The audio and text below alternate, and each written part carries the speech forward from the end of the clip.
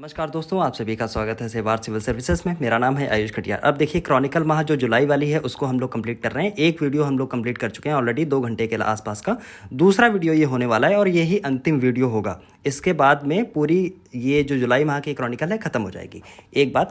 दूसरी बात ये है कि इस क्रॉनिकल को ख़त्म करते वक्त हम लोग ध्यान देते हैं कि कैसे कौन कौन से बिंदुओं को याद रखना है, कौन कौन से बिंदुओं को हम लोग को छोड़ देना है, राइट। क्योंकि बहुत लेंदी बुक है, बहुत बड़ी बुक होती है। आपकी जो एक साल की जो करंट अफेयर्स आती हैं उनमें बहुत कम दिया होता है, इसमें ठीक ठाक ज़्यादा दिया होता है। दूसरी बात है, जब इसको मैं कंप्लीट कर लूँगा तो आपको एक ऐसी पीडीएफ आपको मिल जाएगी, राइट, जिसमें आपको एक पॉइंट वाइज में सारी चीज़ें एक साथ मिल जाएंगी। जब आपका एग्ज़ाम आएगा तो हो सकता है कि आप 10 या 12 दिन में सारी चीज़ें, पूरे साल का करंट अफेयर्स एक साथ इसमें आप इसका लाभ ले सकें, राइट। तो इसको जिसको जिस्ट बोलते हैं वो जिस्ट पूरा इसको कंप्लीट कर दिया जाएगा। दूसरी बात, इधर आ जाता हूँ। एक हम लोग प्रोग्राम चला रहे हैं, एक गारंटेड प्रीलिम्स के नाम से प्रोग्राम चल रहा था 20 मई से। दूसरा प्रोग्राम लॉन्च होने वाला है 20 जून को। याद रखना 20 जून को। 20 जून में उसमें केवल 50 ही लोग लिए जाएंगे। कुछ लोगों के आवेदन हो चुके हैं, 10 से 12-15 लोग, आई थिंक 13 लोग के आसपास अभी तक आ चुके हैं।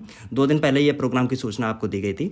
अगर कोई क्वेरीज है उससे रिलेटेड, क्योंकि उसमें हम लोग टारगेट बेस्ड एक प्रोग्राम है जो कि 3.5 से 4 महीने के अंदर काम करेगा। इसमें डेट वाइज डेली आपके प्रैक्टिस सेट होंगे, आपको उस क्वेश्चन अटेम्प्ट करने होंगे, राइट। और दूसरी बात इसमें यह है कि इसी में आपको उसी दिन सेम डे आपको कुछ टॉपिक्स दिए जाएंगे, इंपॉर्टेंट टॉपिक्स। पूरी लिस्ट आपको दे दी जाएगी 1 महीने की। 1 महीने में आप डेली बाय डेली आपको टास्क दिया जाएगा, उसको आप कंप्लीट करेंगे। इसके बाद 3 से 4 दिन में के अंतर में हम लोग एक पर्सनल इंटरेक्शन करेंगे, जहाँ पे हम ये ढूंढने की कोशिश करेंगे कि गलतियां कहाँ हो रही हैं और कैसे उनको सुधारा जा सकता है। ये एक मेंटरशिप प्रोग्राम है जो पर्सनल गाइडेंस के ऊपर निर्भर करता है। इसकी फ़ीस जो है, जो भी है, वो सारी चीज़ें आपको इस नंबर पे मिल जाएंगी 9453028097। अदरवाइज़, या फिर अगर आप ये इस पर नहीं, या फिर आप टेलीग्राम जो है, टेलीग्राम है हमारा, उसको आप ज्वाइन कर लीजिए। वहाँ पे आपकी सारी सूचना मिल जाएंगी, राइट। 2 प्रोग्राम हम लोग चला रहे हैं, तीसरा प्रोग्राम ये है। चलो अभी आ जाता हूँ इस पे किस पे। आधी कंप्लीट कर ली थी, आधी में कुछ चीज़ें ये बची हैं, जैसे साइंस एंड टेक्नोलॉजी वाला पोर्शन है। इसमें हम लोगों को ये देखना होता है कि आपके प्रीलिम्स के एग्जाम के पॉइंट ऑफ व्यू से कौन सी चीज़ें इंपॉर्टेंट है, कौन सी चीज़ें हमको करनी है, कौन सी चीज़ें छोड़नी है, कौन सी चीज़ों में हमें एक्स्ट्रा एड ऑन चीज़ें और करनी है, राइट। इससे आपको बहुत आसानी मिलेगी, राइट। पिछले साल आपका, मैं बार बार कहता हूँ कि 38 क्वेश्चन आए और फिर वही सारी सब बातें हो जाती हैं। खैर, अभी मैं आ जाता हूँ सबसे पहले आपके टॉपिक पे, साइंस एंड टेक्नोलॉजी पे। इलेक्ट्रॉनिक वाहन इनोवेशन समिट एक हुई है का तीसरा संस्करण है। संस्करण कहाँ पे हुआ है? इलेक्ट्रॉनिक वाहन ये जो इनोवेशन समिट है ये कहाँ पे हुई है? तो मध्य अबू धाबी में हुई है, राइट। मध्य अबू धाबी में हुई है। दूसरी है ईवीस है, इसका नाम है इलेक्ट्रॉनिक वाहन इनोवेशन समिट, राइट। याद रखिए कौन सा संस्करण है? तीसरा। इसमें इससे ज़्यादा और कुछ पढ़ना नहीं है। दूसरी एक चीज़ और है, इलेक्ट्रॉनिक वाहन आजकल बहुत बढ़ रहे हैं और इसका जो लक्ष्य है, क्योंकि पर्यावरण को हानि ना हो, इसलिए ये सारी चीज़ें की जा रही हैं। भारत ने 2015 में अपने कुछ लक्ष्य डिसाइड किए थे पेरिस एग्रीमेंट में। वो लक्ष्य क्या थे? आपको याद होने चाहिए आपके पॉइंट ऑफ व्यू से, एग्जाम के पॉइंट ऑफ व्यू से। या ग्लासगो में COP26 के अंडर में इंडिया में पंचामृत की जो स्कीम दी, जिसमें 5 पॉइंट थे, वो आपको याद होना चाहिए। दूसरी बात है, रिन्यूएबल एनर्जी में क्या क्या इंडिया ने प्रगति की है, वो आपको चीज़ें याद होनी चाहिए। एग्जाम के पॉइंट ऑफ व्यू से मैं बता रहा हूँ, ठीक। दूसरी चीज़ पे मैं आता हूँ, यहाँ पे जैसे लास्ट वाली लाइन में इसमें लिखा, और इसमें कुछ भी नहीं पढ़ना है, राइट, कुछ भी नहीं पढ़ना है। लास्ट वाली लाइन को आप ध्यान से देखेंगे। पेरिस एग्रीमेंट के लक्ष्यों के अनुरूप वैश्विक जगत 2050 तक शुद्ध शून्य कार्बन उत्सर्जन हासिल करने का प्रयास कर रहा है। यूनाइटेड नेशंस ने पेरिस एग्रीमेंट जो कि 2015 में हुआ, उसमें ये बोला कि जो वर्ल्ड है उसको नेट जीरो कार्बन उत्सर्जन जो है वहाँ तक लाने का जो लक्ष्य है वो क्या होना चाहिए? 2050 तक। इंडिया ने ग्लासगो समिट में जो कॉप है, कॉन्फ्रेंस ऑफ पार्टीज़ है, UNFCCC के अंदर आती है, United Nations framework convention of climate change के अंदर। कॉप जो है वो जो कॉप है उस ग्लासगो के अंदर जो हुई, उसमें इंडिया ने पंचामृत जो स्कीम दी, उसके अंडर में इंडिया ने कहा कि जो भारत का शुद्ध शून्य कार्बन उत्सर्जन का जो लक्ष्य है वो 2070 के आसपास रहेगा। क्यों ज़्यादा है? उसके पीछे कारण है। इंडिया अपनी एक बात ये रखता है, क्योंकि हम एक विकासशील देश हैं। जो विकसित देश हैं उन्होंने बहुत पहले जो संसाधन हैं, प्राकृतिक संसाधन, उनका दोहन कर लिया है, बहुत आगे बढ़ गए हैं। अब जो विकासशील देश हैं उनकी बारी है, तो उनको थोड़ा सा फ़ायदा कहीं ना कहीं मिलना चाहिए, राइट। केवल इसकी बात यहाँ पे हो रही है, राइट, याद रखना। और एक चीज़ मैं बताऊँ, जो पंचामृत स्कीम है उसको ठीक से पढ़ लेना। वो केवल पिछले वर्ष के लिए इंपॉर्टेंट नहीं थी, इस साल के लिए भी वेरी इंपॉर्टेंट है। एग्जाम में अगर आ जाएगी तो आप मेरी बातों को जो मैंने कहा है, हो सकता है आप उस समय याद करें कि शायद मैंने ऐसा कर लिया होता, राइट। दूसरा इंपॉर्टेंट टॉपिक है डेंगू के लिए नया टीका। डेंगू के लिए नया टीका। अब ये जो नया टीका है ये है क्या, एक बात इसको चलो ध्यान से देखते हैं। नया टीका है टैग 003। टैग 003 है, किसने विकसित किया है? नंबर एक बात ये आपको याद होना चाहिए। तो वैक्सीन को क्यूडेंगा, राइट, क्यूडेंगा के नाम से भी जाना जाता है। इससे पहले एक और वैक्सीन डेवलप हुई थी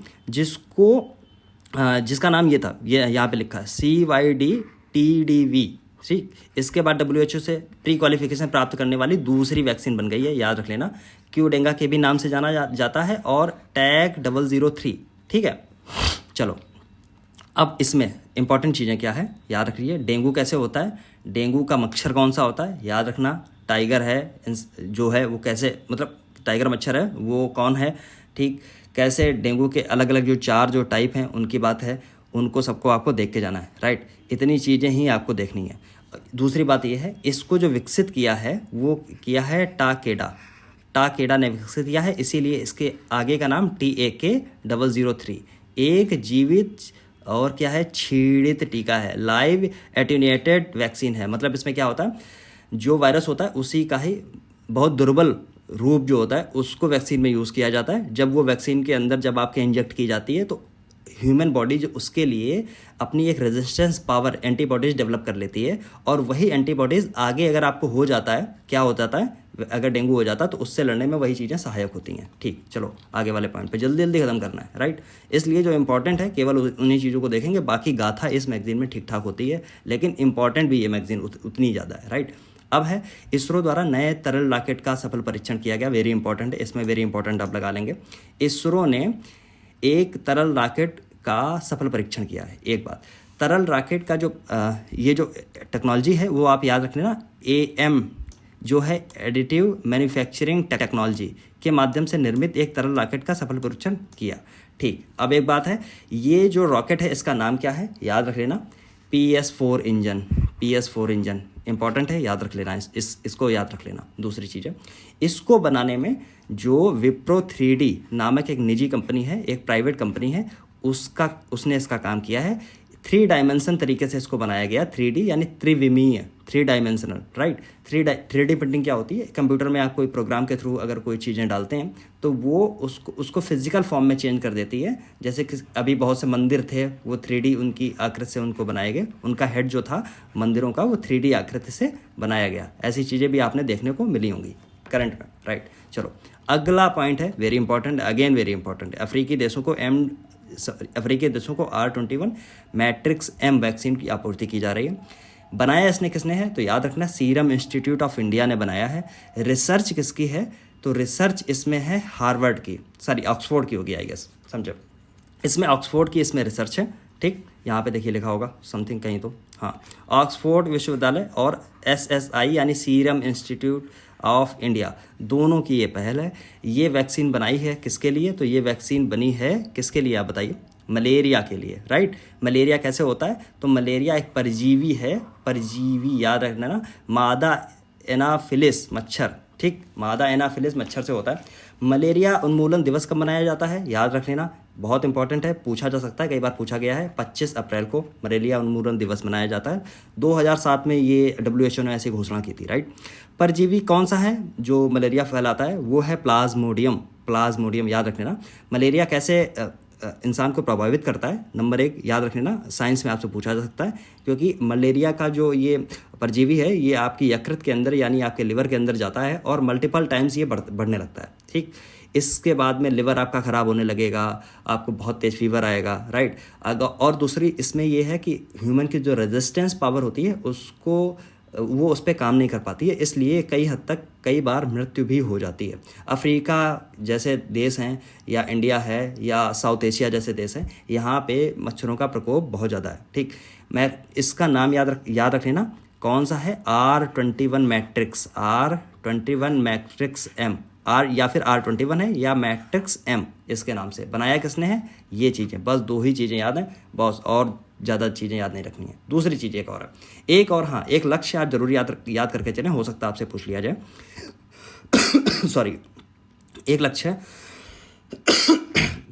भारत मलेरिया मुक्त कब तक होने का प्रयास कर रहा है, 2027 तक, याद रख लेना 2027 तक भारत मलेरिया मुक्त होने का प्रयास कर रहा है, जबकि 2030 तक भारत मलेरिया से पूरी तरह खत्म करना चाहता है। भारत मलेरिया को भारत से पूरी तरह खत्म करना चाहता है, राइट। और इसमें से ज़्यादा कुछ नहीं है। चलो आगे बढ़ो। अंतरिक्ष में जाने वाले सबसे उम्रदराज व्यक्ति बने एड ड्वाइट।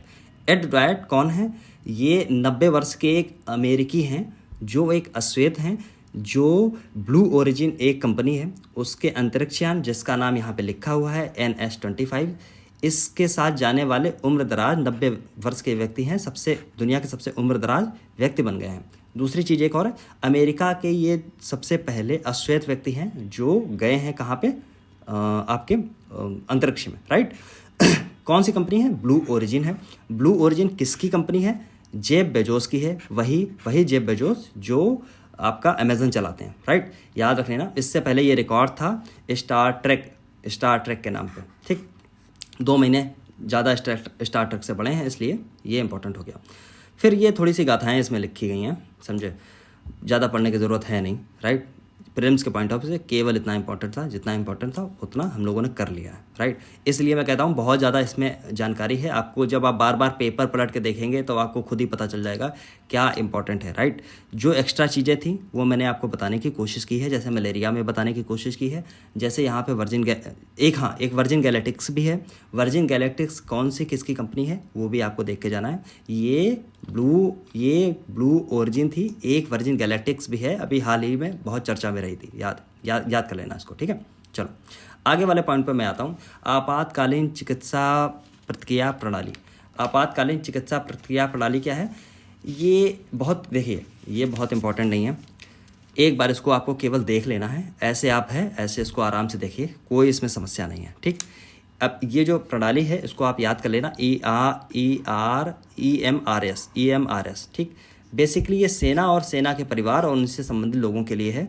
युद्ध क्षेत्र में या युद्ध से अलग अगर शांति क्षेत्र में है, उससे अगर कोई घटनाएं हो गई उससे निपटने के लिए ये प्रयास किए जा रहे हैं, ठीक। 24 घंटे एक चिकित्सा हेल्पलाइन है, राइट। याद कर लेना इसको, बस इतनी ज़रूरत इसमें चीज़ें हैं और इसमें ज़्यादा कुछ भी ज़रूरत नहीं है, मत्था मारने की ज़रूरत नहीं है, ठीक। वेरी इंपॉर्टेंट, जहाँ इंपॉर्टेंट है वहाँ मैं बताऊँगा। चीन का लूनर प्रोब मिशन है चांगई 6, वेरी इंपॉर्टेंट, इसके आगे लिख लेना, इसके आगे लिख लो। ये आपके एग्जाम में आने की संभावना इसकी ठीक ठाक तरीके से बने रहेगी। अब ये कब लॉन्च किया गया, 3 मई 2024 को। पिछले वीडियो में हम लोगों ने देखा था 3 मई को क्या है, तो सूर्य दिवस भी मनाते हैं, संडे। इसी दिन पे रन फॉर सन मैराथन का इंडिया में क्या किया गया था, आयोजन किया गया था, राइट। याद रख लेना इसको। तो इसलिए 3 मई को ये लॉन्च किया गया। ये कोइंसिडेंस है, मुझे 3 मई से तारीख याद आ गई इसलिए मैंने बताया। चंद्रमा के सुदूर हिस्से से नमूने एकत्र करके वैज्ञानिक अध्ययन के लिए पृथ्वी पर लाने के लिए चांगई 6 लूनर प्रोब मिशन का लॉन्च कर दिया गया। ये अपनी तरीके का पहला मिशन है। एक चीज़ याद रख लेना, प्रक्षेपण यान इसका कौन सा था, तो ये था लॉन्ग मार्च 5YB, याद रख लेना, लॉन्ग मार्च 5YB। कहाँ से किया गया, तो हैनन प्रांत के वेनचांग प्रशिक्षण केंद्र से। बस इतनी चीज़ें इसमें याद रखनी है, एक चीज़। दूसरी चीज़ है, जब यूएसए जब कभी लॉन्च करता है अपना मिशन, तो आपने देखा होगा एक फाल्कन 9 है, फाल्कन 9 उससे लॉन्च करता है, जो जॉन एफ कैनेडी सेंटर में इस समय उपस्थित है, और ये किसका है, तो वही एलन मस्क साहब का, राइट। याद रख लेना, वेरी हैवी पेलोड, दुनिया का सबसे बड़ा पेलोड सहन करने वाला ये फाल्कन 9 है, राइट। याद रखना। दूसरी चीज़ है, ये जो चांगई है ये उतारा कहाँ जाएगा, तो वहीं दक्षिणी ध्रुव पर, साउथ पोल पर जाने की कोशिश जहाँ इंडिया ने इस बार की थी, वहीं पे ये उतारा जाएगा, राइट। और एक चीज़ और वेरी इंपॉर्टेंट है, यहाँ इस वाले पॉइंट से आपको निकल के आएगी, आपसे हो सकता है एग्जाम में पूछ दिया जाए, ये एटकन बेसिन कहाँ पाई जाती है। आपको 4 ऑप्शन वहाँ पे देखने को मिलेंगे, अलग अलग जगह, 3-4 पृथ्वी की जगह मिलेगी, एक चौथी फालतू की चीज़ आपको लगेगी कि चंद्रमा के ऊपर, ठीक। आप भूल जाएंगे इसको, इसलिए इसको याद कर लेना, एटकन बेसिन कहाँ पाई जाती है, इंपॉर्टेंट है, राइट। एक और है ये तो चाइना का मिशन है, कंटेम्प्रेरी जितने लूनर प्रोब मिशन हैं उनको आप एक बार उनकी लिस्टिंग देख लेना। जैसे कि यूएसए ने अभी हाल ही में ओडी भी लॉन्च किया गया, ओडी लॉन्च किया था। वो भी क्या था, वो भी चंद्रमा के लिए मिशन था। IM-1 जिसका नाम IM-1 था, याद रख लेना उसको। चलो अगला है वेरी इंपॉर्टेंट, याद रख लेना, स्मार्ट क्या है आपसे पूछा जा सकता है। ये है supersonic missile assistant release of torpedo. देखिए जो मिसाइल्स होती हैं वो आपकी अलग अलग स्पीड पे चलती हैं, ठीक है। सबसोनिक समझे, सुपरसोनिक समझे, इस तरीके की स्पीड होती है। मैक के अकॉर्डिंग ये डिसाइड की जाती है। मैक जिस स्पीड से आपकी आवाज़ एक ट्रेवल करती है वो होती है 1 मैक। उससे जब ज़्यादा बढ़ेंगी तो उसकी स्पीड में चेंजेस होंगे, उसी आधार से डिसाइड करती हैं। ये चीज़ें आप देख लेंगे जाके। मेन मुद्दे पे मैं आता हूँ। स्मार्ट क्या है? स्मार्ट है super missile assistant release of torpedo. ये कहाँ से इसका वो किया गया है, तो इसका जो प्रक्षेपण है, मतलब परीक्षण है, वो कहाँ से किया गया, तो वही APJ अब्दुल कलाम द्वीप, जिसको व्हीलर द्वीप के नाम से जानते थे, उड़ीसा के तट पे, उड़ीसा का ईस्टर्न पार्ट पे अगर ये आपको देखने को मिलता है, ठीक। ये एक टारपीडो है, टारपीडो। और टारपीडो कहाँ काम आते हैं, तो टारपीडो काम आते हैं जब पनडुब्बियाँ होती हैं उनको मारने के लिए समुद्र में। ये पानी के अंदर ऐसे चलेंगे, राइट, टारपीडो, ठीक। सोनार का उपयोग किया जाएगा, सोनार डिटेक्ट कर लेगा, इसके बाद टारपीडो लॉन्च कर दी जाएगी। आपने गाजी अगर मूवी देखी होगी ठीक से तो आपको याद रहेगा इसका। चलो, इसका जो डिज़ाइन और विकास जो किया गया वो DRDO द्वारा किया गया है। और ये हल्के वजन की टारपीडो डिलीवरी प्रणाली है, मतलब हल्के वजन की होगी, स्पीड ज़्यादा बढ़ाई गई है इसमें, ठीक है, याद रख लेना इसको। इंडिया की जो सुपरसोनिक क्रूज़ मिसाइल है वो कौन सी है, आप कमेंट करके बताइए। चलो इंपॉर्टेंट है, ये वाला पॉइंट देख लेना, ठीक है, और उसमें कुछ भी नहीं है, ठीक। ज़रूरी चीज़ें सारी मैंने बता दी। भारत के पहले स्वदेशी बम वर्षक UAV का अनावरण। स्वदेशी बम वर्षक है, ये बम ऊपर से गिराएगा। UAV है, मतलब अनमैन्ड एरियल व्हीकल है, मानव रहित यान है, ठीक। इसका उद्घाटन किया गया, अनावरण किया गया, कहाँ किया गया, बेंगलुरु में। भारत के पहले स्वदेशी है। और दूसरी चीज़ है, इसका नाम क्या है, FWB-200B आपसे पूछा जा सकता है, अलग अलग नाम दे देगा। FWB-200C, 300B, FWB की जगह FBW, ऐसे करके आपको कंफ्यूज करने का प्रयास करेगा, राइट। और दूसरी चीज़ आप ये एक चीज़ जान लीजिए, ये जो बम वर्षक है इसको विकसित किसने किया है, तो आप यहाँ पे देखिए नाम लिखा हुआ है फ्लाइंग वेज डिफेंस, इसने विकसित किया है, राइट। ऑप्शन वहाँ पे आपको हो सकता है कि HAL, क्योंकि HAL बहुत चर्चा में रहता है, इसलिए HAL आपको ऑप्शन में रहेगा। आपको लगेगा कि गवर्नमेंट का एग्ज़ाम है, गवर्नमेंट की एजेंसी है HAL, तो हो सकता है HAL आप लगा के चले आएंगे, लेकिन याद रखना फ्लाइंग वेज डिफेंस है, राइट, फ्लाइंग वेज डिफेंस, एक चीज़ याद रखना। दूसरी चीज़ है, ये ऊंचाई, मतलब मीडियम ऊंचाई पर उड़ेगा, 100 किलोग्राम तक ये अपना वेट उठा सकता है। लेकिन अभी भारत का पहला है स्वदेशी बम वर्षक, लेकिन क्या ये बहुत बहुत कारगर है, तो देखिए जब लड़ाई होती है तो उसमें बहुत कारगर नहीं है। क्यों नहीं है, क्योंकि इंडिया ने, जब मोदी जी पिछले साल 2023 में USA गए तो वहाँ के अथॉरिटी के साथ में एक बात की कि उनको, इंडिया को एक UAV चाहिए। किससे चाहिए, USA से, जिसकी हाल ही में मंजूरी फरवरी के आसपास में दे दी थी USA ने। वो UAV कौन सा था, तो वो था MQ-9B, ये नाम याद कर लेना। क्यों इम्पोर्टेंट है, इंडिया ने 31 MQ-9B मांगे हैं। इसकी जो पेलोड की क्षमता है, उड़ाने की जो क्षमता है, वो है 2100 kg तक। अब देखिए आप इसमें देखिए कितना डिफरेंस है, ये 100 kg है, ये 2100 kg है।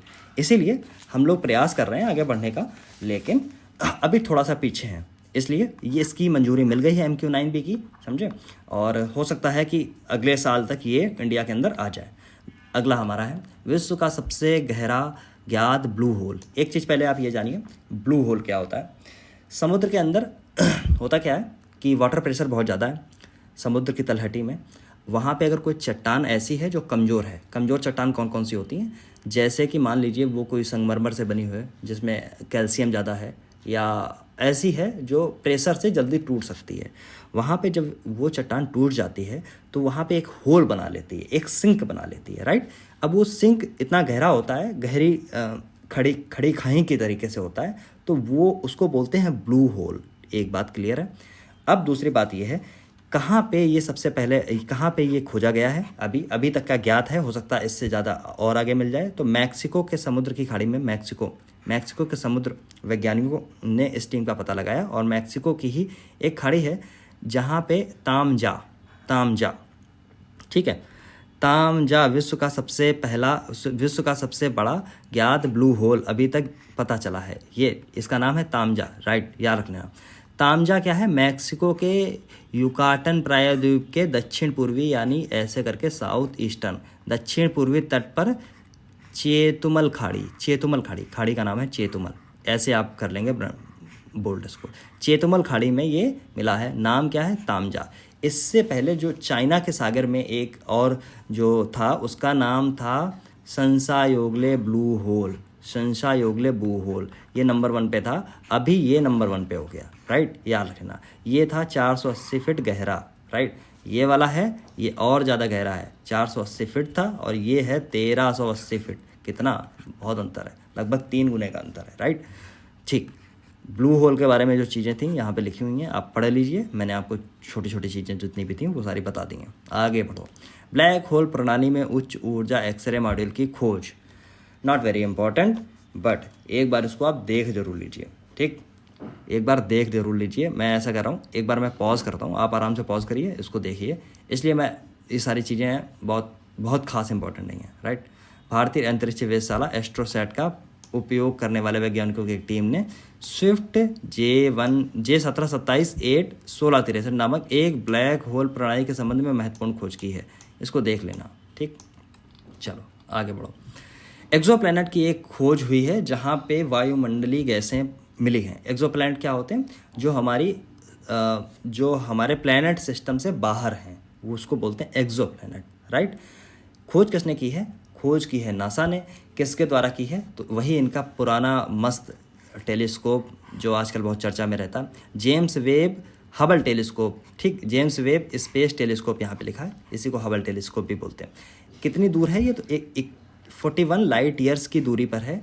एक एक्सोप्लैनेट है, एक बाह्य ग्रह है जिसको नाम दिया गया है 51 क्रैनिकी ई।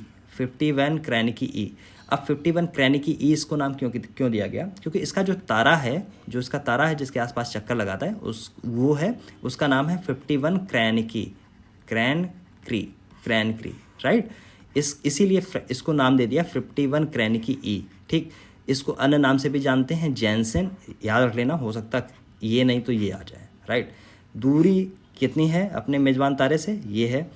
और ये सारी सब चीज़ें किसकी परिक्रमा करता है ये मैंने आपको बता दिया है। व्यास इसका जो है डायमीटर है पृथ्वी से 2 गुना बड़ा है, और इसका डेंसिटी सबसे ज़्यादा है, पृथ्वी से थोड़ी सी ज़्यादा है, इसलिए इसको सुपर अर्थ के रूप में भी जाना जाता है। वेरी इंपॉर्टेंट पूछा जा सकता है आपसे, हाल ही में चर्चा में रहा सुपर अर्थ क्या है? उसमें आपको 4 क्रैनिकी ई लिखेगा, क्रैनिकी डब्ल्यू लिख देगा, कुछ और लिख देगा, और आप कंफ्यूज होंगे, ठीक है। चलो इंपॉर्टेंट था, वेरी इंपॉर्टेंट था, याद रख लेना इस चीज़ को। चलो आगे वाले पॉइंट पे आता हूँ। नासा द्वारा चंद्रमा पर पहला रेलवे स्टेशन बनाने की योजना। कल मैंने आपको बताया था, जब इंडिया ने अंटार्कटिका क्षेत्र में जब अपने रिसर्च सेंटर बनाए, ठीक, तो वहाँ पे 2 डाकघर भी बनाए, जिनको ऑपरेट करता था कौन? जिनको अभी भी ऑपरेट करता है, जिनको ऑपरेट करता है जो गोवा का डाक विभाग है वो। एक बात ऐसे ही ये नासा का चंद्रमा पर पहला रेलवे स्टेशन बनाने की योजना है, राइट। अब जो अंटार्कटिका में जो पहले हम लोगों ने बनाए, राइट, उसके नाम क्या थे? दक्षिण गंगोत्री, मैत्री, और तीसरा जो 2012 में बनाया गया वो था भारती। दक्षिण गंगोत्री बना था 83 में, 1983 में। इसके बाद 88-89 में आके, क्योंकि वो बर्फ से ढक गया, बहुत बुरी स्थिति में चला गया, 70 मीटर अंदर चला गया, इसलिए बना मैत्री 89 के आसपास, और मैत्री के बाद में बना 2012 में भारती। याद रख लेना। मैंने आपको ये भी बताया था कि आर्कटिक क्षेत्र में नॉर्वे के अंदर इंडिया का कौन सा रिसर्च सेंटर है। इंपॉर्टेंट है, वेरी इंपॉर्टेंट है, पूछा जा सकता है, ठीक। बस इसमें ये है, इन चीज़ों को आप पढ़ लेंगे, और उसमें कुछ ऐसी खास चीज़ें नहीं हैं। चंद्रमा पे एक देखिए, बस इसमें कुछ नहीं है, इसमें बस चीज़ें ये है कि नासा का एक मिशन है, नासा के चंद्रमा से मंगल तक की पहल, NASA moon to Mars initiative का हिस्सा है ये, ठीक, जो वहाँ पे रेलवे स्टेशन बनाएगा। चलो आगे बढ़ो। हाँ, 1.5 अरब वर्ष पुराना विशालकाय वायरस, एक वायरस की खोज की गई है जो 1.5 बिलियन वर्ष से भी पुराना है, राइट। 1.5 बिलियन वर्ष से भी पुराना है, इसकी खोज की गई। खोज कहाँ पे हुई है? तो यूएसए के येलोस्टोन नेशनल पार्क, ये वही नेशनल पार्क है जिसको यूपीएससी और यूपीपीसीएस ने कई बार पूछा है। क्यों पूछा है? क्योंकि ये दुनिया का सबसे पहला, दुनिया का फर्स्ट नेशनल पार्क है, राइट। इंडिया का पहला नेशनल पार्क कौन सा है आपको कमेंट करके बताना है, राइट। चलो, इसमें कुछ नहीं है।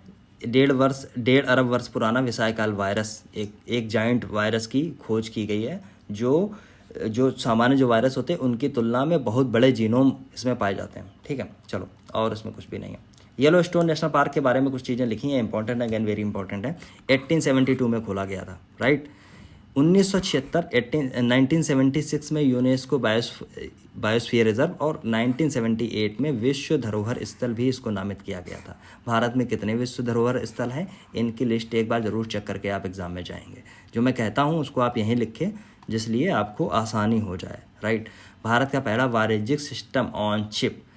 देखिए, जब सेमीकंडक्टर की बात आती है तो चाइना की बात आती है, चाइना की बात आती है तो ताइवान की बात आती है, ताइवान की बात आती है तो दोनों की लड़ाई की बात आती है, दोनों की लड़ाई की बात आती है तो ये बात पता चलती है कि अगर दोनों में लड़ाई हो गई तो पूरी दुनिया में सेमीकंडक्टर की हालत बहुत गंभीर हो जाएगी। इसलिए भारत कई बार ऐसे प्रयास करता रहता है कि इंडिया में एक इकोसिस्टम ऐसा जनरेट किया जा सके जो चिप के लिए, जो सेमीकंडक्टर चिप के लिए एक पूरा इकोसिस्टम तैयार हो, जहाँ पे इनोवेशन हो, जहाँ पे काम हो, जहाँ पे उनका प्रोडक्शन हो। और क्योंकि मार्केट बहुत बड़ी है सेमीकंडक्टर की, पूरी इलेक्ट्रॉनिक मार्केट है आज के दिन पूरी दुनिया, इसलिए ये मार्केट को कैप्चर करने का इंडिया प्रयास करता है। भारत का पहला वाणिज्यिक सिस्टम ऑन चिप, समझे। अब जो बेसिक चीज़ें थी वो मैंने बता दी हैं, ठीक। इसको आप आराम से पढ़िए, इसमें कुछ ऐसी चीज़ नहीं है जो एग्ज़ाम में आपको बहुत खतरनाक तरीके से पूछी जाएगी, क्योंकि इंपॉर्टेंट है। सेमीकंडक्टर हमेशा से इंपॉर्टेंट है एग्जाम के पॉइंट ऑफ व्यू से, लेकिन ये वाली जो चीज़ है ये कितनी इंपॉर्टेंट है ये आप देख लीजिए, ठीक है। सेमीकंडक्टर स्टार्टअप है mind Grove technologies private limited ने भारत का पहला वाणिज्यिक high performance system on chip launch किया है, ठीक। इसे सिक्योर आईओटी नाम दिया गया है, जो इंटरनेट ऑफ थिंग्स, जो आईओटी है, इंटरनेट ऑफ थिंग्स क्या है आपके मेंस पेपर में लिखने को आपको मिलता है, ठीक। उपकरण के लिए डिज़ाइन किया गया है, ठीक। ये सारी चीज़ें हैं, इनको आप पढ़ लीजिए। चलो, एम्स एवं university of Bolton not Boston के मध्य समझौता किस बेसिस पे हुआ है? तो देखिए, एम्स दिल्ली है, जो आपको निर्फ रैंकिंग आती है, उसमें जो निर्फ रैंकिंग आती है आप लगातार पढ़ते रहते होंगे करंट में, उस रैंकिंग में एम्स दिल्ली सबसे टॉप पे रहता है, दूसरे नंबर पे पीजीआई चंडीगढ़ रहता है, राइट। अब जो एम्स दिल्ली है उसने इंग्लैंड की एक यूनिवर्सिटी है बोल्टन, उसके साथ में एक समझौता ज्ञापन यानी मेमोरेंडम ऑफ अंडरस्टैंडिंग साइन किया है, ठीक। किस लिए किया है तो याद रख लेना, चिकित्सा अनुसंधान शिक्षा नवाचार के क्षेत्र में, राइट। चिकित्सा अनुसंधान रिसर्च एंड डेवलपमेंट, एजुकेशन और इनोवेशन के क्षेत्र में किया, ठीक। आदान प्रदान करेगा बहुत सारी चीज़ों का। हाँ चलो ठीक है, एक चीज़ तो ख़त्म हो गई, विज्ञान और प्रौद्योगिकी ख़त्म हो गई है, पर्यावरण पारिस्थितिकी आ गई है। पर्यावरण पारिस्थितिकी, चलो हम इसको भी लगातार अब बैठे हैं तो इसको बिल्कुल ख़त्म करेंगे। पर्यावरण अनुकूल जल उपचार समाधान विकास क्या है बताइए, ठीक, बताइए। इसको 1 मिनट पॉज करिए, इसको पढ़िए 2 मिनट के लिए, और फिर इस पर ये सोचने की कोशिश करिए कि ये कितना इम्पोर्टेंट है या नहीं है। कई बार क्या होता है, मैं कहता हूँ बार आप पेपर देखिए, जब आप पेपर देखेंगे पुराने, तब आपको ये चीज़ें समझ आएंगी कि कौन सी चीज़ को आपको पढ़ना है और कौन सी चीज़ को आपको फ़िलहाल के लिए छोड़ देना है, राइट। अब तक तो आपने देख लिया होगा और आपको ये पता चल गया होगा कि एग्ज़ाम के पॉइंट ऑफ व्यू से बहुत इंपॉर्टेंट नहीं है, लेकिन फिर भी ऐसी चीज़ों में हम क्या इंपॉर्टेंट निकाल सकते हैं, राइट। क्योंकि कुछ तो लिखा है, कुछ तो आया होगा, तो इसमें सबसे इम्पॉर्टेंट जो चीज़ है वो निकल के आती है सबसे नंबर 1, ये वाला पॉइंट, क्योंकि ये आपको मैचिंग में आ जाता है अलग अलग संस्थान और आपको पता नहीं होता है कि ये कहाँ से पूछ लिया गया। तो IIPE यानी Indian institute of petroleum and energy जो है वो कहाँ है, विशाखापत्तनम में, राइट। एक चीज़ ये निकल के आ गई। दूसरी बात ये है, इसमें जल उपचार किया जा रहा है, कोई बहुत महत्वपूर्ण बात नहीं है, केवल वाटर ट्रीटमेंट किया जा रहा है IIPE अलग अलग संस्थानों के साथ मिलकर, राइट। जिसमें नदी में जो गंदा पानी होता है उसको बचाने के प्रयास किए जा रहे हैं। अच्छा, एक बात आप मुझे और बताएं, जब पानी की क्योंकि बात आई है तो मुझे एक चीज़ याद आ गई इसमें। आप मुझे ज़रा ये बताएं कि जो ग्रे वाटर है वो दरअसल क्या होता है। बहुत हाल ही में चर्चा में रहता है ग्रे वाटर। ऐसे कहाँ चला गया यार, ये आ जाओ, अरे चल जाओ, नहीं चलोगे, चल गया। ग्रे वाटर क्या होता है? ग्रे वाटर का मतलब क्या है? इसको हिंदी में ग्रे को बहुत धूसर पता नहीं क्या बोलते हैं, आई डोंट नो, राइट। वैसे ग्रे आपको पता है ग्रे कलर कौन सा होता है। ग्रे वाटर क्या होता है? ग्रीन हाइड्रोजन क्या होती है, राइट, ग्रीन हाइड्रोजन क्या होती है, ये सारी चीज़ें कुछ ऐसे टर्म हैं जो आपको पता होने चाहिए। ग्रे वाटर दरअसल वो वाटर होता है जो आपके घरों से पानी निकलता है, और वो पानी घरों से निकलने वाला किसी भी तरीके का पानी हो, आपकी अगर नाली से निकला है, घर की नाली से निकला है, तो उसको ग्रे वाटर ही बोला जाता है, राइट। तो इतनी चीज़ आप याद रखेंगे, हो सकता है कभी पूछ लिया जाए एनवायरनमेंट वाले सेक्शन में। इसमें और कुछ ऐसा महत्वपूर्ण है नहीं, राइट। दूसरा देखिए इंपॉर्टेंट है, समुद्री टार्डिग्रेड की एक नई प्रजाति खोजी गई है जिसको नाम दिया गया है बैटलिप्स चंद्रयानी। चंद्रयानी नाम क्यों दिया गया? क्योंकि ये चंद्रयान 3 के ऊपर इसका नाम दिया गया, राइट। दूसरी चीज़ और है, इसको खोजा कहाँ गया है? तो तमिलनाडु के दक्षिण पूर्वी तट पर समुद्री टार्डिग्रेड की एक नई प्रजाति खोजी गई, चंद्रयान 3 के ऊपर इसका नाम रखा गया, और भारत में ये तीसरी समुद्री टार्डिग्रेड की प्रजाति है। टार्डिग्रेड होते क्या हैं? तो जिनको जलीय भालू भी इनको बोला जाता है। ये एक ऐसे जीव हैं जो बहुत ख़राब स्थितियों में, बहुत चरम परिस्थितियाँ जो होती हैं उनमें भी ये जीवित रह सकते हैं, इसलिए इनकी महत्ता बहुत बढ़ जाती है, और कुछ ऐसा इसमें इम्पोर्टेंट है नहीं। अगले पॉइंट पे आता हूँ, जल्दी से पढ़ेंगे, समझते हुए चलेंगे, राइट। जो इंपॉर्टेंट सारी चीज़ें हैं वो सारी चीज़ें। SFO टेक्नोलॉजी की शुद्ध शून्य पहल। अब जब मैं इसको देख रहा था कल, जब मैं इसको पढ़ रहा था, तो मुझे इसमें एक गलती मिली। हो सकता है गलती हो सकता है कि मेरी अनभिज्ञता हो, मैं कुछ ऐसा क्लेम नहीं कर रहा हूँ। सीन क्या है कि इसरो के जो प्रमुख हैं एस सोमनाथ साहब, उन्होंने छमैज समूह की एक कंपनी है SFO टेक्नोलॉजीज, उसकी एक पहल है कार्बन कटौती पहल, उसका अनावरण किया है। बात केवल इतनी सी है, बहुत कोई ख़ास चीज़ नहीं है, लेकिन इम्पॉर्टेंट पॉइंट यहाँ से देखिए निकल के आता है आपके सामने। इस पॉइंट पे बात की गई कि यूनाइटेड नेशंस ने 2035 तक 50% की कमी किसमें की है? कार्बन उत्सर्जन में। दूसरी चीज़ है 2040 तक शुद्ध शून्य, यहाँ पे शून्य लिखा, बस शुद्ध शून्य यानी नेट ज़ीरो उत्सर्जन प्राप्त करने के उद्देश्य का अनुसरण करती है। तो देखिए, ये पता नहीं है डेटा कहाँ से आया है, आई डोंट नो, जबकि मुझे पता है 2015 में जो पेरिस एग्रीमेंट हुआ था उसमें क्या हुआ, 2018 में IPCC, आप पढ़ते रहते हैं IPCC, inter governmental panel of climate change.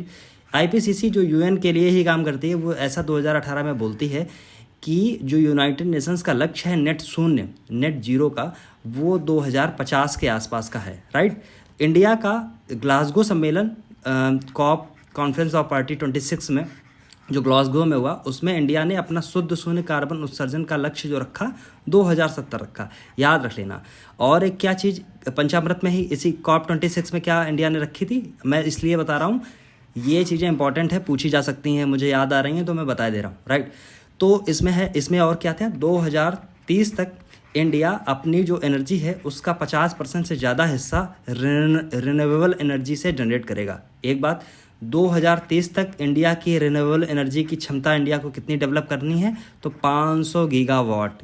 पहले 450 थी, फिर इसे 500 कर दी गई। 450 से पहले 2022 तक के लिए जो इंडिया का टारगेट था तो वो 175 गीगावाट था, याद रख लेना, राइट।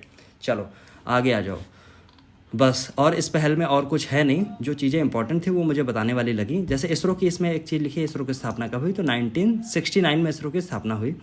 इसका हेडक्वार्टर्स आपको बेंगलुरु में मिलते हैं, राइट। इस समय इसके वर्तमान अध्यक्ष हैं श्रीधर पडिक्कर सोमनाथ, जिनको P सोमनाथ भी आप बोलते हैं, ठीक। फिर है टाइगर सरिस्का टाइगर रिजर्व, बहुत आता रहता है, अलग अलग से टाइगर रिजर्व होते हैं, उनकी सूची होती है, आपको उसके स्टेट के साथ में आपको मैच करनी पड़ती है। लेकिन इस टाइगर रिजर्व में हुआ क्या है कि जो एक सुप्रीम कोर्ट ने अभी एक डायरेक्शन दिया है, अपना डायरेक्शन में ये बोला है राजस्थान सरकार को कि जो सरिस्का टाइगर रिजर्व है उसके आसपास का क्रिटिकल टाइगर जो हैबिटेट है उसके 1 किलोमीटर की जो परिधि में जितनी भी खदानें चल रही हैं सारी बंद करनी पड़ेंगी आपको, ठीक।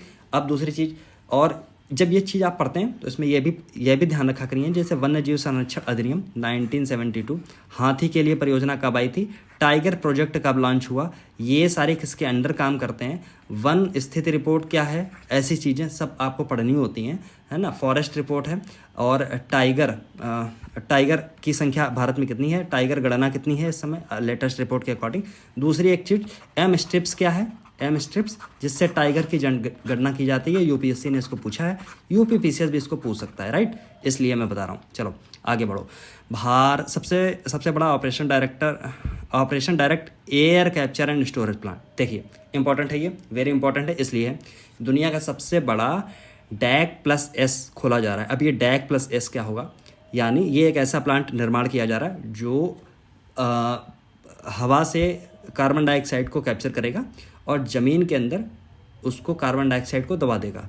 इससे क्या होगा, जो कार्बन डाइऑक्साइड जो बढ़ रही है बहुत ज़्यादा, उसको कम करने में सफलता हासिल होगी। इसको बनाया किसने है, तो याद रखना स्विस स्टार्टअप है क्लाइमवर्क एजी ने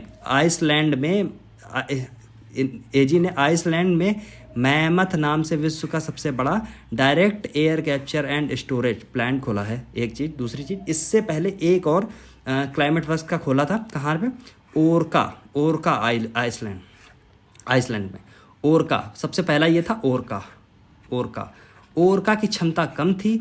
ये वाला जो खोला गया है, मैं क्या बोल रहा हूँ, क्या मैं सही बोल रहा हूँ, हाँ, ओरका की क्षमता कम थी, मैमथ की क्षमता बहुत ज़्यादा है, ठीक है। हवा से कार्बन डाइऑक्साइड को निकालेगा, जमीन के अंदर इसमें गाड़ देगा, ठीक। इस प्लांट की प्रतिवर्ष की जो क्षमता है वो 36,000 टन CO2 का संग्रहण करने की क्षमता है। दूसरी चीज़, 2021 में जो ओरका खोला गया था आइसलैंड में, उसकी जो क्षमता थी उससे 10 गुना बड़ा है। इंपॉर्टेंट है, इसलिए वेरी इंपॉर्टेंट है, ये आपके एग्जाम में आने की संभावना बनी रहेगी, राइट।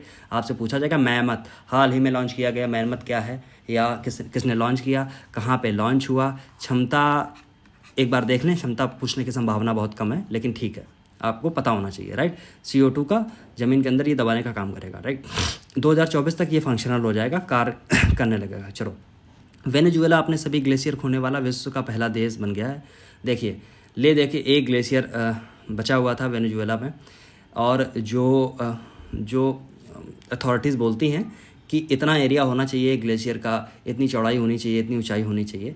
ग्लेशियर अभी बचा हुआ है, लेकिन ग्लेशियर की परिभाषा जो है वो ग्लेशियर की परिभाषा उसमें एडजस्ट नहीं होती है, राइट। तो वेनेजुएला ने अपनी सभी ग्लेशियर खोने वाला विश्व का पहला क्या बन गया है, विश्व का पहला बन गया है, क्या देश बन गया है। वेनेजुएला देखो इंपॉर्टेंट है, मैराकाइबो यहीं पे एक झील मिलती है आपको, और उसी झील में आपको तेल क्षेत्र, दुनिया का सबसे बड़ा, अरे चल जाओ महाराज, अरे अरे अरे अरे क्यों थक रहे हो, अरे चलो इधर लिख देता हूँ, दुनिया का सबसे बड़ा तेल क्षेत्र आपको यहीं पे मिलता है, राइट, मैराकाइबो झील में।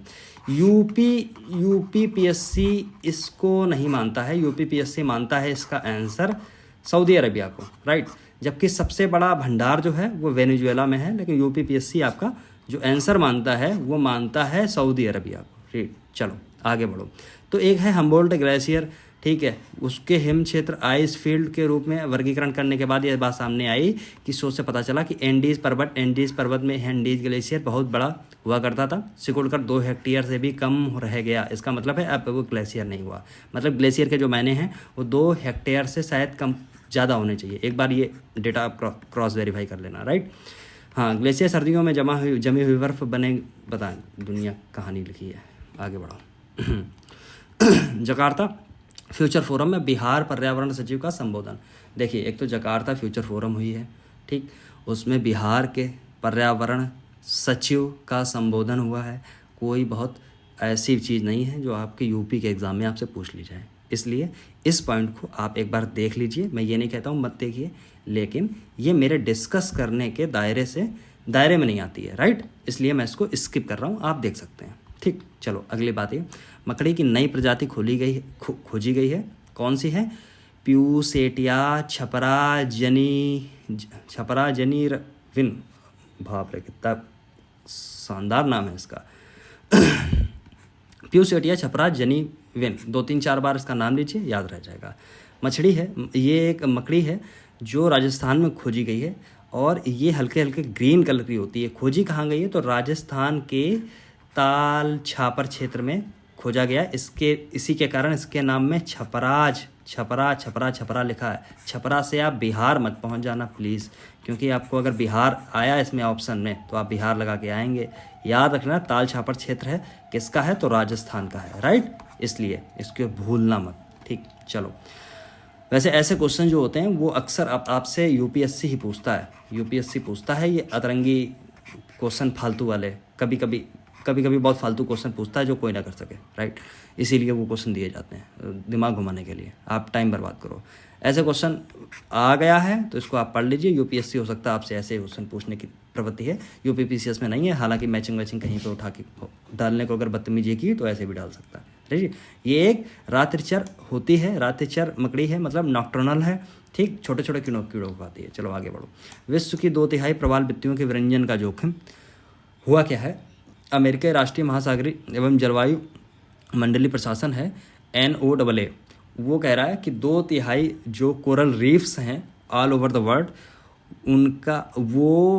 उनका विरंजन होने वाला है, मतलब उनकी ब्लीचिंग होने वाली है। ब्लीचिंग यहाँ पे ब्लीचिंग का मतलब होता है कि वो बेकार होने वाली हैं, मतलब वो ख़त्म हो जाएंगी, राइट। तो ऐसा क्यों हो रहा है? क्योंकि हीट बहुत ज़्यादा है, हीट स्ट्रेस बहुत ज़्यादा है। महासागर का जो टेम्परेचर है वो लगातार बढ़ रहा है, जिससे कोरल्स होते हैं उसमें जो जीव होता है उसकी हत्या हो जाती है और धीरे धीरे करके कोरल रीफ भी बेकार हो जाती हैं। कोरल रीफ आपको कहाँ मिलती हैं? तो इंडिया में कौन कौन सी जगह हैं जहाँ पे कोरल रीफ मिलती हैं, वहाँ उनकी जगह का नाम यहाँ पे लिख लीजिए। कोरल रीफ भी 2-3 तरीके की होती हैं, वो भी आप यहाँ पे लिख लेंगे, राइट। सबसे बड़ी कोरल रीफ कहाँ पे आपको मिलती है? तो ईस्टर्न आपको ऑस्ट्रेलिया में मिलती है, the great barrier reef, right, उसी में। चलो, इसमें और सब चीज़ें यहाँ पे लिखी हैं। इस साल अल नीनो ला नीनो वाली घटना क्या है उसको ज़रा देख लेना आप जाके। इस साल वो घटना घटित हो रही है, हो सकता है आपके एग्जाम में एक क्वेश्चन आपको वहाँ पे देखने को मिल जाए, राइट। मैं ये गेस जो करता हूँ, कई बार मेरे गेस बहुत सही साबित होते हैं, राइट है, मैं बिल्कुल सही बता रहा हूँ, मेरे गेस बहुत सही साबित होते हैं पीटी के पॉइंट ऑफ व्यू से, मेंस में भी कभी कभी, राइट। ठीक। तो मैं जो बताता हूँ उसको कोशिश करो वहाँ से करने की। आपके पास आस-पास देखिए कितना सारा, यहाँ पे कितनी सारी जगह रखी है, ये सारी जगह छोटी छोटी चीज़ अगर पॉइंट वाइज में ऐसे लिखते रहेंगे आप, कोई बुराई नहीं है, इस चीज़ को यहीं ख़त्म कर लेंगे, राइट। तो कोई दिक्कत वाली बात नहीं है। चलो आगे बढ़ो। हाँ, दुर्लभ और लुप्तप्राय वृक्ष प्रजाति है उनियाला मल्टीबैक्टीटा। 140 वर्षों के बाद ये पश्चिमी घाट में खोजी गई है।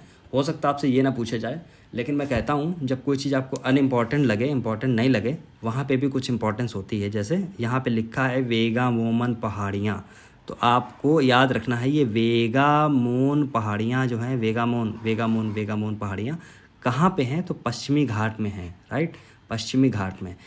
एग्जैक्ट इसकी लोकेशन क्या है? पश्चिमी घाट में ये तमिलनाडु में आ रही हैं या केरला में आ रही हैं, राइट, या केरला, सॉरी तमिलनाडु में तो नहीं ठीक से आएंगी, बहुत छोटा सा पार्ट लगता है। हाँ, एक चीज़ और, जब आप ऐसे इंडिया का मैप बताते हैं, यूपीएससी ने क्वेश्चन पूछा, यहाँ पे तमिलनाडु है, वेस्टर्न जो वेस्टर्न घाट है वहाँ पे कुछ पार्ट तमिलनाडु का भी लगता है, आप याद रखना इस चीज़ को। हो सकता है यूपीपीएससी कभी पूछ ले, ठीक। तो इसको नाम क्या दिया गया है? लुप्तप्राय प्रजाति को उनियाला मल्टीबैक्टीटा, राइट, याद रख लेना, ठीक। चलो बाकी इसकी कहानी लिखी है, थोड़ा सा पढ़ लो। ये देखो यहाँ पे लिखा है, यह केरल के वेगामोन मेलला एलप्पा क्षेत्रों में के लिए स्थानीय है। इस प्रजाति की खोज 1880 में फला इंसान ने की थी। क्या करना है मुझे, खोज करते रहिए, आगे बढ़ो। चलो, पौधे की प्रजाति एम्लिका चक्रवर्ती, ये फिर एक पौधे की प्रजाति आ गई है। आप आराम से पढ़िए इसको, ठीक है। ये थोड़ी सी इम्पॉर्टेंट है, क्यों इम्पॉर्टेंट है? क्योंकि जब इसके आप मैगज़ीन के कवर पेज पे जब आप जाएंगे तो यहाँ पे आपको ये मिलेगा, ये लिखी हुई मिलेगी एम्लिका चक्रवर्ती, इसलिए मैं बता रहा हूँ ये थोड़ी सी इम्पॉर्टेंट है, राइट। तो ये एक प्रजाति की, करौंदे की एक प्रजाति है जो फिलैंथीसी परिवार से संबंधित है। इतनी चीज़ आप याद रखेंगे। पौधे की प्रजाति है करौंदा आपने खाया, वाइट कलर का होता है, बहुत खट्टा होता है, उसमें आयरन बहुत ज़्यादा होता है। ये क्वेश्चन भी यूपीपीसीएस ने आई थिंक पूछा है, ठीक, या यूपीपीएससी के किसी भी एग्ज़ाम में शायद आया हुआ है या कहीं और आया होगा, पता नहीं, मुझे ऐसा याद आ रहा है, ठीक। तो करौंदे की एक परिवार से संबंधित है और ये उष्णकटिबंधीय वर्षा वनों में झाड़ियों के रूप में उगते हैं, जिनकी हाइट मैक्सिमम लगभग 2 मीटर के आसपास होती है। 2 मीटर मतलब लगभग 7 फुट के आसपास होगी, 7 फुट से कुछ कम होगी। ये फूल और फल दिसंबर से जून तक इसमें लगते हैं, ठीक, और कुछ नहीं है, ठीक। चलो अच्छा खोजी कहाँ गई है, एक चीज़ और याद एक चीज़ और देख लो। तो केरल की एडमालयार वन रेंज, अब ये भी याद रख लेना, एडमालयार वन रेंज हो सकता, ठीक है। कहाँ से, कौन सा गाँव है, गाँव नहीं याद रखना है। चलो एक वेरी इंपॉर्टेंट है, सोनाई रोपाई वन्यजीव अभयारण्य। हुआ ये दरअसल ये है कि जो एनजीटी है उसने असम में ये एक वन्यजीव अभयारण्य है, उसमें हुआ क्या कि मतदान केंद्र, जो अभी चुनाव हुआ है उसमें मतदान केंद्र बनाए गए, स्कूल और उसके लिए बहुत सारी चीज़ें उसमें हुई, अधिकारियों का विवरण मांगा। उसमें ये हुई है बात कि वन्यजीव अभयारण्य में जो मतदान केंद्र थे, स्कूल थे, अन्य निर्माण गतिविधियाँ जो हुई हैं उनकी अनुमति देने वाले अधिकारियों का विवरण मान लिया, ठीक। क्योंकि ये संरक्षित क्षेत्र हैं और संरक्षित क्षेत्रों में मानव का ज़्यादा उठापटक अच्छी बात नहीं है। किसके लिए नहीं अच्छी बात है, तो वहाँ के इकोसिस्टम के लिए, वहाँ के पारिस्थितिकी तंत्र के लिए, उसको बचाए रखने के लिए, ठीक। तो आपसे हो सकता है ये पूछा जाए, इंपॉर्टेंट है। अगर ये करंट में नहीं आया तो हो सकता है ये सोनाई रुपाई आपसे स्टैटिक पोर्शन में कहीं से पूछ लिया जाए। तो याद रख लेना, सोनाई रुपाई कहाँ है, तो याद रखना असम में वन्यजीव अभयारण्य, ठीक। अब बात आती एनजीटी की। एनजीटी आप ठीक से पढ़ लेना, क्योंकि एनजीटी न्यायाधिकरण, अभी वो अपीली न्यायाधिकरण के लिए एक बिल भी पास हुआ, कानून बन गया है, न्यायाधिकरण बन गया है, उसका भी अभी हाल ही में अध्यक्ष बनाया गया। अब जो अध्यक्ष बनाया गया उसका नाम ढंग से रट के जाना, पहला अध्यक्ष है उसका, देख लीजिए, याद रखिए, फर्स्ट है, इसलिए 99% की संभावना बनी रहेगी कि ये वाला क्वेश्चन जरूर आएगा, समझे, कि कौन उसका अपीलीय प्राधिकरण का कौन उसका अध्यक्ष बनाया गया। दूसरी बात है, एनजीटी की स्थापना हुई थी 2010 में, एक एक्ट के माध्यम से हुई थी। एक स्टेचुरी बॉडी है, स्टेचुरी बॉडी कौन सी होती है, वैधानिक बॉडीज़। संवैधानिक बॉडीज़ क्या हो जाती हैं, जिनको पावर मिलती है भारत के संविधान के अंदर, जो भारत के संविधान में वर्णित होती हैं, ठीक है, भारत के संविधान में वर्णित होती हैं। चलो आगे बढ़ो। हाँ अच्छा, मान लीजिए एक मैं अच्छी चीज़ आपको बताता हूँ। जो एनजीटी है उसके अंदर कोई अगर मामला जाता है तो कितने दिनों के अंदर एनजीटी को उस पर अपना फैसला देना अनिवार्य है, आप कमेंट करके बताइए, इंपॉर्टेंट है, कभी पूछा जा सकता है। दूसरी चीज़, अगर एनजीटी ने कोई फैसला दिया है कि क्या उसको चैलेंज किया जा सकता है, और अगर चैलेंज किया जा सकता है तो एनजीटी के बाद में उसको कहाँ चैलेंज किया जा सकता है। ये दो क्वेश्चन आप बताएंगे, हाई कोर्ट में किया जा सकता है या सुप्रीम कोर्ट में केवल किया जा सकता है, ये सारी चीज़ें आप बताएंगे। फिर है रिपोर्ट और सूचकांक। देखिए, अभी मैंने एक वीडियो बनाया था जिसमें 28 रिपोर्ट और सूचकांक, मैंने उसका अलग से एक वीडियो था जिसमें एक तरफ रिपोर्ट का नाम लिखा था, दूसरी तरफ उसका जारीकर्ता लिखा था, तीसरी तरफ उसके टॉप कंट्रीज़ लिखे थे 3, चौथी तरफ लिखा था इंडिया में इंडिया की पोजीशन क्या है और इंडिया में उसका स्कोर क्या है। और अगर, क्योंकि इस बार पैटर्न बदल रहा है 3-4 सालों से, पिछले सालों का भी जो इम्पोर्टेंट इंडेक्सेस हैं उनसे ये पिछले सालों की उसकी रैंकिंग इंडिया की पूछ लेता, इसलिए मैंने लास्ट ईयर की रैंकिंग भी उसमें डाल रखी थी। एक ही पीडीएफ है वो, 27-28 है, पिछले साल से लेके जून तक सारी चीज़ें मैंने कवर कर ली हैं। जब तक आपका एग्ज़ाम आएगा तब तक मैं, और जो इंडेक्सेस आएंगे, रिपोर्ट्स आएंगी, मैं एक पीडीएफ छोटी सी बना के उसमें कर दूँगा, उसी में ऐड कर दूँगा। दूसरी एक बात है, उस रिपोर्ट में, उन इंडेक्स में, उस पीपीटी में मैंने जितनी इंपॉर्टेंट थी उन सारी चीज़ों को अलग से मैंने हाईलाइट कर दिया था। तो जब एक बार आप पढ़ेंगे, ये तो बहुत भूलने वाला टॉपिक होता है क्योंकि आपको बहुत सैकड़ों चीज़ें ऐसी मिलती हैं, इसलिए उसको मैंने एक ही में कर दिया था। अगर आपने वीडियो नहीं देखा तो प्लीज़ वीडियो देख लेना, उससे बहुत फ़ायदा मिलेगा, 2 क्वेश्चन बिल्कुल सही करके आओगे। दूसरी चीज़ है, अगर उसकी पीडीएफ नहीं ली है तो टेलीग्राम पे मैंने डाल दी थी, टेलीग्राम पे आ जाओ, देखो ठीक ठाक फ़ायदा होता है, मैं बहुत सारी चीज़ें ऐसे बताया करता हूँ, ठीक। चलो आ जाओ। फिर यात्रा पर्यटन सूचकांक वहीं मैंने कंप्लीट करा दिया था, इसलिए मैं नहीं कंप्लीट कराने वाला। विश्व प्रेस स्वतंत्रता सूचकांक, रिपोर्टर्स विदाउट बॉर्डर जो जारी करता है, एक एनजीओ है फ्रांस का, इसलिए मैं इसको भी नहीं कंप्लीट कराऊंगा। मैंने इसमें ठीक ठाक चीज़ें सारी आपको बता रखी थी, लास्ट ईयर की बातें बता रखी थी। इस साल 159 है, पिछले साल इसकी रिपोर्ट थी 161, 2 अंकों का सुधार है, लेकिन कुछ बहुत खास सुधार नहीं है, ठीक है। विश्व आर्थिक स्थिति एवं संभावनाएं, WESP रिपोर्ट है, कौन जारी की है, यूएनडेसा ने जारी की है, यानी यूनाइटेड नेशन क्या है, आगे पढ़ो, ये क्या है, सामाजिक मामलों के विभाग है, हाँ, आर्थिक एवं सामाजिक मामलों के विभाग 2024 के लिए विश्व आर्थिक स्थिति एवं संभावनाएं, ये रिपोर्ट एक नाम से जारी करती है, ठीक। एक चीज़ आप ये रखना, क्वेश्चन आपसे कई बार ये पूछा जाता है कि ये रिपोर्ट कौन सा संस्थान जारी कर रहा है। इसमें भारत की प्रगति के बारे में बहुत सारी चीज़ें लिखी हैं, जैसे आर्थिक वृद्धि है, 6.9 रहने का अनुमान है 2024 के अंतर्गत, अंदर, ठीक है। इससे पहले यूएन ने जनवरी में इसी के लिए जीडीपी के जो 6.2 रहने का अनुमान जताया था। ऐसी चीज़ें हैं, जब तक आपकी एग्ज़ाम आएगा ऐसी बहुत सारी चीज़ें आपके सामने आती रहेंगी, राइट। इसलिए इसको मैं स्किप कर रहा हूँ, राइट। शहरी बेरोजगारी दर 6.7%, PLES बुलेटिन कहता है, क्या कहता है, त्रैमासिक बुलेटिन है। जब तक एग्ज़ाम होगा एक बुलेटिन की ये रिपोर्ट और आ जाएगी, और जनवरी से मार्च तक के लिए ये चीज़ें आई थी, ठीक। इसलिए ये रिपोर्ट बढ़ेगी। इस रिपोर्ट में एक बार ये चीज़ें एक बार देख लो, मैं ये नहीं कह रहा हूँ ना देखूँ, देख लो एक बार पॉज करके, छोटी छोटी जो बेसिक चीज़ें हैं उनको जरूर देख लो। बेरोजगारी दर, हालांकि ऐसे क्वेश्चंस बेरोजगारी दर वाले पूछते नहीं, ये कान में मैं बता रहा हूँ आपको, क्योंकि गवर्नमेंट आपका एग्ज़ाम कराती है।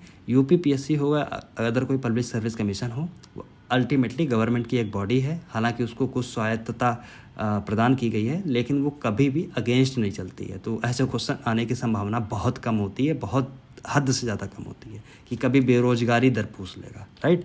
ऐसी चीज़ें नहीं हैं। ऐसे क्वेश्चन इंटरव्यू में हो सकता है आपसे पूछे जाएं, मेंस में लिखने को आ जाएंगे, बहुत जगह आपको लिखना पड़ेगा ये पॉइंट मेंस में, तो उस समय वैसी बात की जाएगी।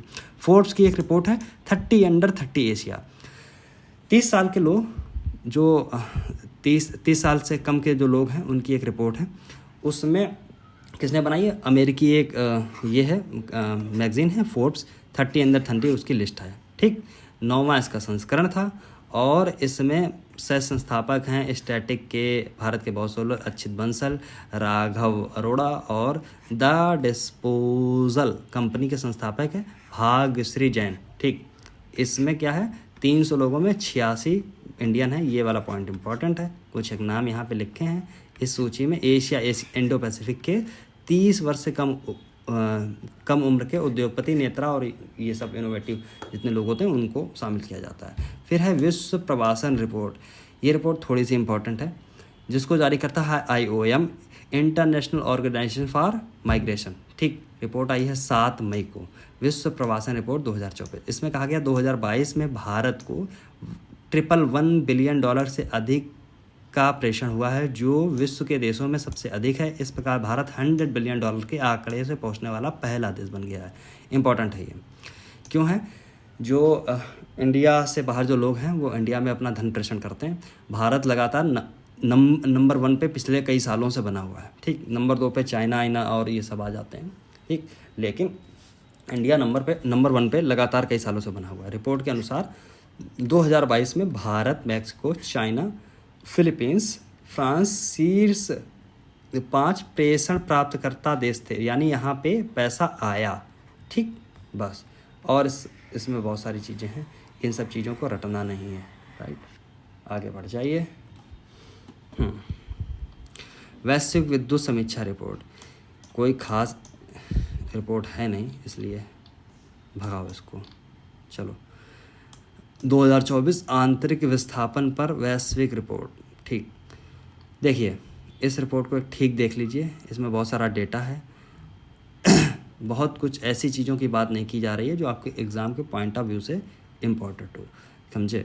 या फिर कोई यूएन कोई रिपोर्ट ऐसी जारी करता है, उसको हम ठीक से देखते हैं। इन सारी रिपोर्ट को बहुत ठीक से नहीं देखें एक बार, लेकिन देख लीजिए, कोई ऐसी समस्या वाली बात नहीं है।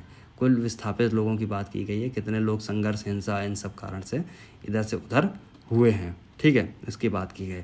OECD द्वारा भारत की वृद्धि दर अनुमान रिपोर्ट है। ये अनुमान रिपोर्ट कई बार आएगी, एक बार आई थी, एक बार फिर आ जाएगी।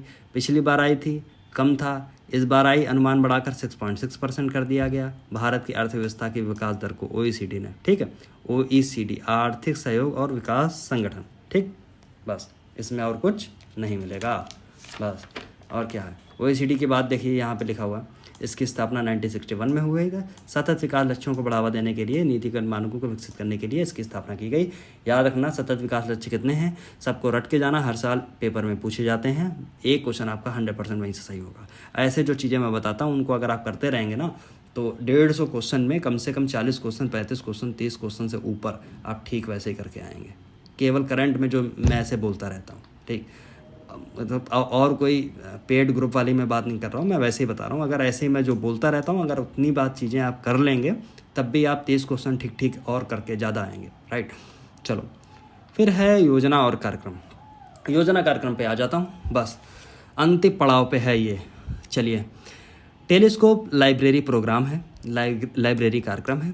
कहाँ शुरुआत इसकी की गई है, मतलब इसकी देखिए पहले तो ये प्रोग्राम क्या है ये समझ लीजिए कि जो स्कूल हैं, संस्थान हैं, कॉलेज हैं, वो जो टेलीस्कोप लाइब्रेरी है उस तक उनकी एक्सेस हो सके, टेलीस्कोप ले जा सकें, उस समय सीमा के अंदर वो वापस कर सकें, इसलिए ये व्यवस्था की गई है। दूसरी चीज़ है, ये किसने व्यवस्था की है, तो जवाहरलाल नेहरू तारामंडल, JNP, जवाहरलाल नेहरू तारामंडल। ठीक, ये कहाँ है, एक तो क्वेश्चन सबसे पहले है, ये है इलाहाबाद। आज के दिन अगर इसको प्रयागराज में बोलूँ तो बुरा नहीं मानिए, प्रयागराज मतलब इलाहाबाद बोलूँ तो बुरा नहीं मानिए, प्रयागराज में है।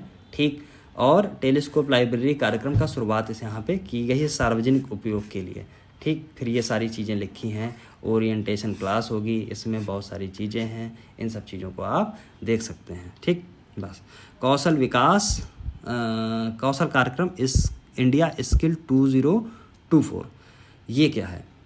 अब देखिए कौशल क्या क्या परेशानी है।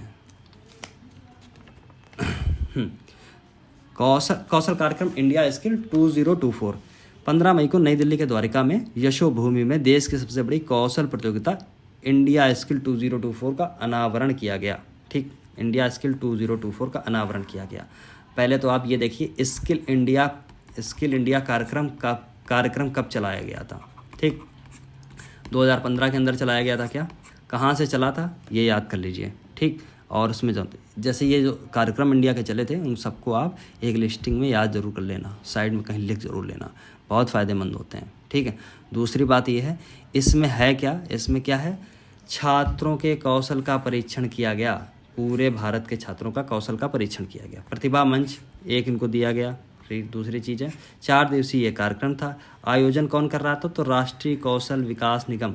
राष्ट्रीय कौशल विकास निगम किसके अंतर्गत आता है, तो कौशल विकास मंत्रालय के ही अंतर्गत आता है, और यही जिम्मेदार है भारत में कौशल विकास के लिए। अल्टीमेटली जो उसकी जो मानक होते हैं कई सारे, उनके लिए यही जिम्मेदार है। राइट, कौशल विकास उद्यमिता मंत्रालय के शीर्ष कौशल विकास एजेंसी है। यही इतनी चीज़ें हैं और इसमें कुछ भी नहीं था।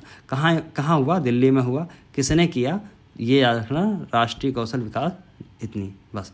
फिर है वेरी इंपॉर्टेंट, ऐसी चीज़ें बहुत पूछी जाती हैं, जहाँ मैं इंपॉर्टेंट लिखता हूँ वहाँ पे इंपॉर्टेंट अपनी कॉपी में आप लिख लीजिए। ड्रोन दीदी योजना। ड्रोन दीदी योजना का क्या मतलब है, एक पायलट प्रोजेक्ट है भारत सरकार का। भारत सरकार के अंदर जो MSDE है, यानी भारत कौशल एवं उद्यमिता मंत्रालय है, उसने लॉन्च की है ड्रोन दीदी योजना। ये पायलट प्रोजेक्ट के रूप में चलाई जाएगी 2 जगह पे। किसके सहयोग से, तो आनंद एंड महिंद्रा लिमिटेड के सहयोग से। उस दोनों के बीच में, यानी आनंद एंड महिंद्रा लिमिटेड और MSDC के बीच में एक MOU साइन हुआ, मेमोरेंडम ऑफ अंडरस्टैंडिंग साइन हुआ। इसका लक्ष्य ये है कि देश की 15,000 महिलाओं को कृषि उद्देश्यों के लिए ड्रोन चलाने के लिए प्रशिक्षण किया जाए। इस समय हुआ ये है कि एक नोएडा और दूसरा शायद पुणे है, क्या है, हाँ हैदराबाद, यहाँ पे देखिए लिखा हुआ, एक नोएडा दूसरा हैदराबाद में राष्ट्रीय कौशल प्रशिक्षण संस्थान, ठीक, के 2 केंद्रों में पायलट प्रोजेक्ट के लिए इनको चुना गया है। याद रखना, इसमें यूपी का नोएडा है, इसलिए इसको और ढंग से याद कर लेना। इसमें होगा 20-20 बैच में महिलाओं के 500 महिलाओं को कौशल प्रदान किया जाएगा। ड्रोन उड़ाने के लिए इनको तैयार किया जाएगा। ड्रोन उड़ाने के लिए जब बात आएगी तो वहाँ पे DGCA भी घुस जाएगा। DGCA क्या है, तो director general of civil aviation, यानी भारत नागरिक विमानन निदेशालय, director general of civil aviation, ये इन कार्यक्रमों के लिए प्रशिक्षण प्रदान करेगा, इनको पढ़ाएगा, इनको लिखाएगा, इनको समझाएगा। ठीक, समझ गए। तो ड्रोन दीदी योजना किस मंत्रालय की है, कहाँ लॉन्च की जा रही है, पायलट प्रोजेक्ट कहाँ पे 2 जगह हैं। ठीक, ये सारी चीज़ें आप पढ़ लीजिए। एकीकृत पेंशन भोगी पोर्टल, मैं नहीं पढ़ा रहा हूँ इसको। हाँ, राष्ट्रीय आरोग्य निधि योजना, ये योजना बहुत पुरानी है। समस्या ये हुई है कि कोई इसमें चला गया है दिल्ली हाई कोर्ट, तो उसमें जांच की बहुत ज़्यादा बातें इसमें की गई कि जिसमें जो दावा किया गया, जो उसमें पैसा मिलेगा आरोग्य निधि में, जो गंभीर रोगों से ग्रस्त हैं, BPL बिलो पॉवर्टी लाइन वाले लोग, उनके लिए जो मानक जो तय किए गए हैं इसका लाभ लेने के लिए, वो बहुत ख़राब मानक हैं। बहुत कम उनकी आय है, मतलब इतनी कम आय उसमें ज़रूरी है। इसलिए बहुत से लोग इसमें लाभार्थी हो ही नहीं पाते हैं, इसकी बात की गई है। कब ये जारी की गई थी? तो शायद 1997, देखिए यहाँ पे लिखा 1997 में ये आरोग्य निधि की स्थापना की गई थी। इसमें अलग अलग चीज़ें हैं, राष्ट्रीय आरोग्य निधि है, स्वास्थ्य मंत्री कैंसर रोगी निधि है, और दुर्लभ बीमारियों के लिए पीड़ित व्यक्तियों के लिए वित्तीय सहायता है। तो इसमें गरीब लोगों के लिए है लेकिन बहुत कम है। ठीक, चलो अब आ गया BFSI। दरअसल ये सारी चीज़ें जो हैं ये बैंकिंग वाले लोग बहुत ज़्यादा पढ़ते हैं, जिनको RBI का कोई पेपर देना है या मान लीजिए बैंकिंग का कोई पेपर देना है ना, तो PO देना है या और कोई एग्ज़ाम देना है, उनके लिए ये चीज़ें इंपॉर्टेंट होती हैं। इसमें जो इंपॉर्टेंट चीज़ होगी वो मैं पढ़ लूँगा, ये बिल्कुल भी इंपॉर्टेंट नहीं है, केवल इसकी हेडिंग इंपॉर्टेंट है, बस नहीं पढ़ना है, बाकी कुछ नहीं पढ़ना, केवल हेडिंग इसकी देख लो, बस ख़त्म। का केनरा HSBC का ULIP plan promise for growth क्यों पढ़ूँ मैं, मुझे क्या मतलब। ठीक, बिजनेस ग्रोथ के मामले में PSU बैंकों में बैंक ऑफ महाराष्ट्र शीर्ष पे, बस इसकी केवल हेडिंग पढ़नी है, इसकी तो हेडिंग भी नहीं पढ़नी है। ठीक, पहले वाले की हेडिंग पढ़ लो, तीसरे वाली की हेडिंग पढ़ लो, आगे बढ़ो। नहीं आएगा, मेरी बात पे आप विश्वास रखो, बहुत अनुभव है। ये वेरी इंपॉर्टेंट है, अगेन वेरी इंपॉर्टेंट। जो इंपॉर्टेंट है वो बता रहा हूँ ना मैं, वेरी इंपॉर्टेंट। फ़ोनपे ने श्रीलंका में UPI सेवाओं की शुरुआत की।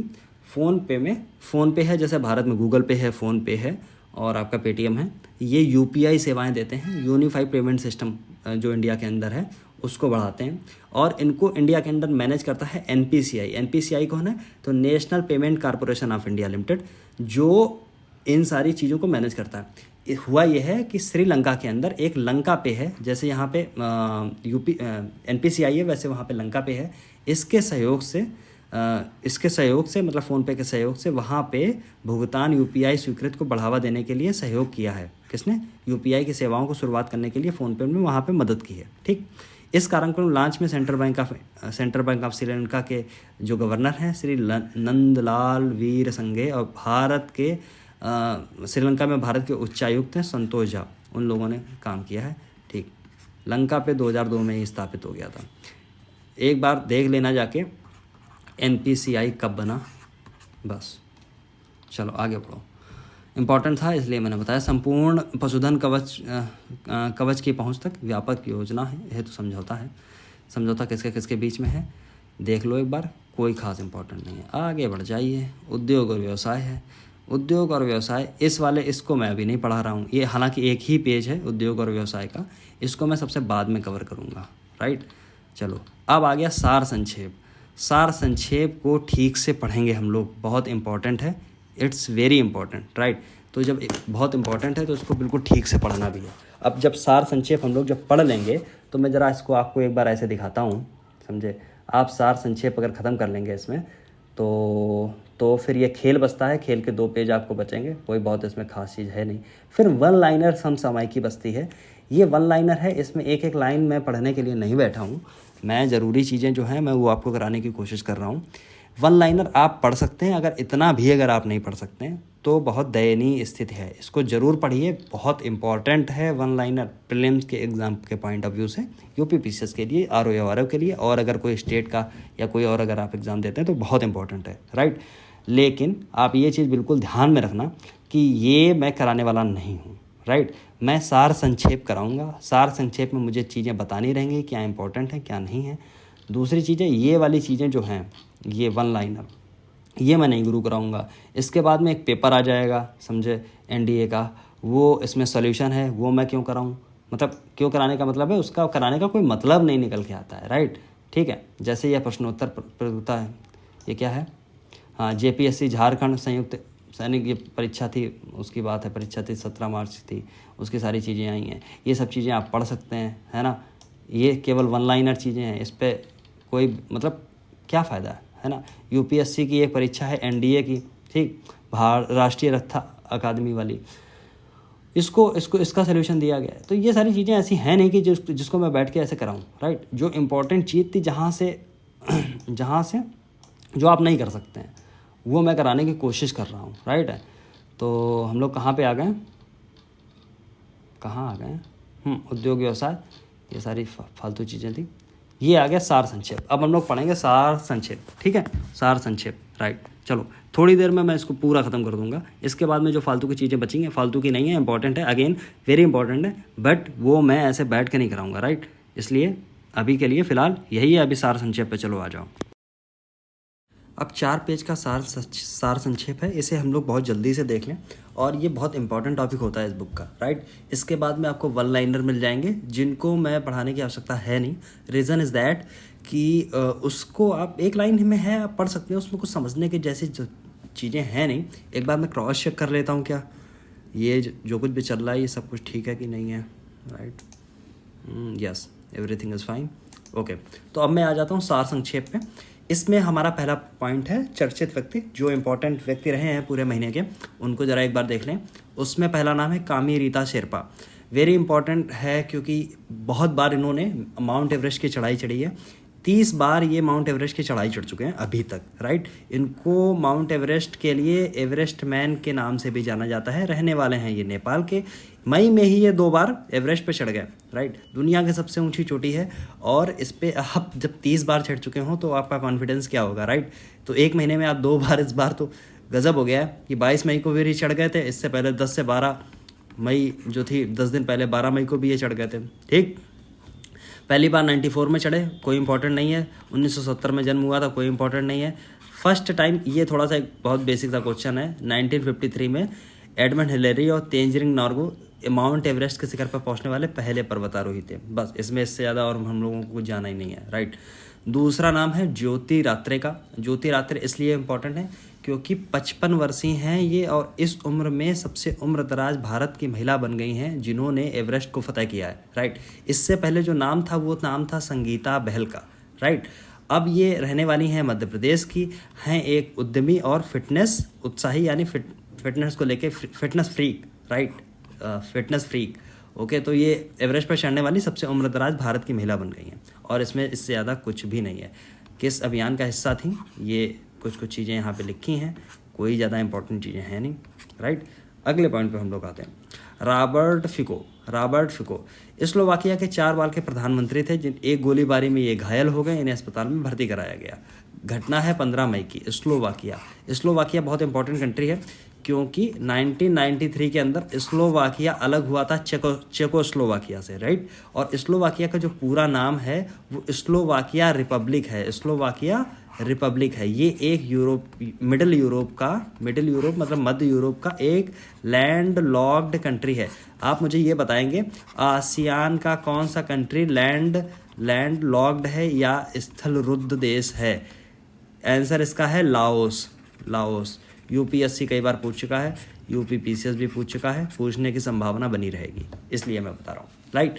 तो लाओस ऐसा कंट्री है जो नॉर्थ इंडिया के साउथ ईस्ट एशियन कंट्रीज़ जो हैं, यहाँ पे लाओस आपको देखने को मिलता है। यहीं पे वियतनाम आपको देखने को मिलेगा, यहीं पे आपको कंबोडिया देखने को मिलेगा, राइट। तो वहाँ पे लाओस था, यहाँ पे इसकी बात हो रही थी, किसकी बात हो रही थी? स्लोवाकिया की, ठीक। लिखा तो है भू आबद्ध लैंड लॉक्ड है, मतलब भू आबद्ध एक क्षेत्र है। इसकी राजधानी, हाँ, ये राजधानी भी इसकी दी है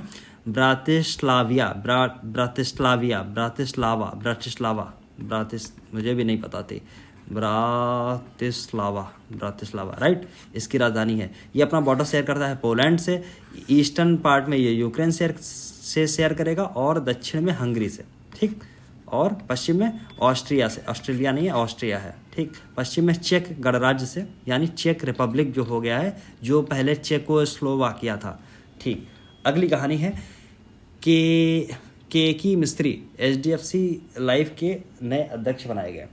ये अध्यक्ष बन गए हैं, ये नाम बहुत इंपॉर्टेंट नहीं है। के मिस्त्री की HDFC लाइफ के अध्यक्ष बन गए।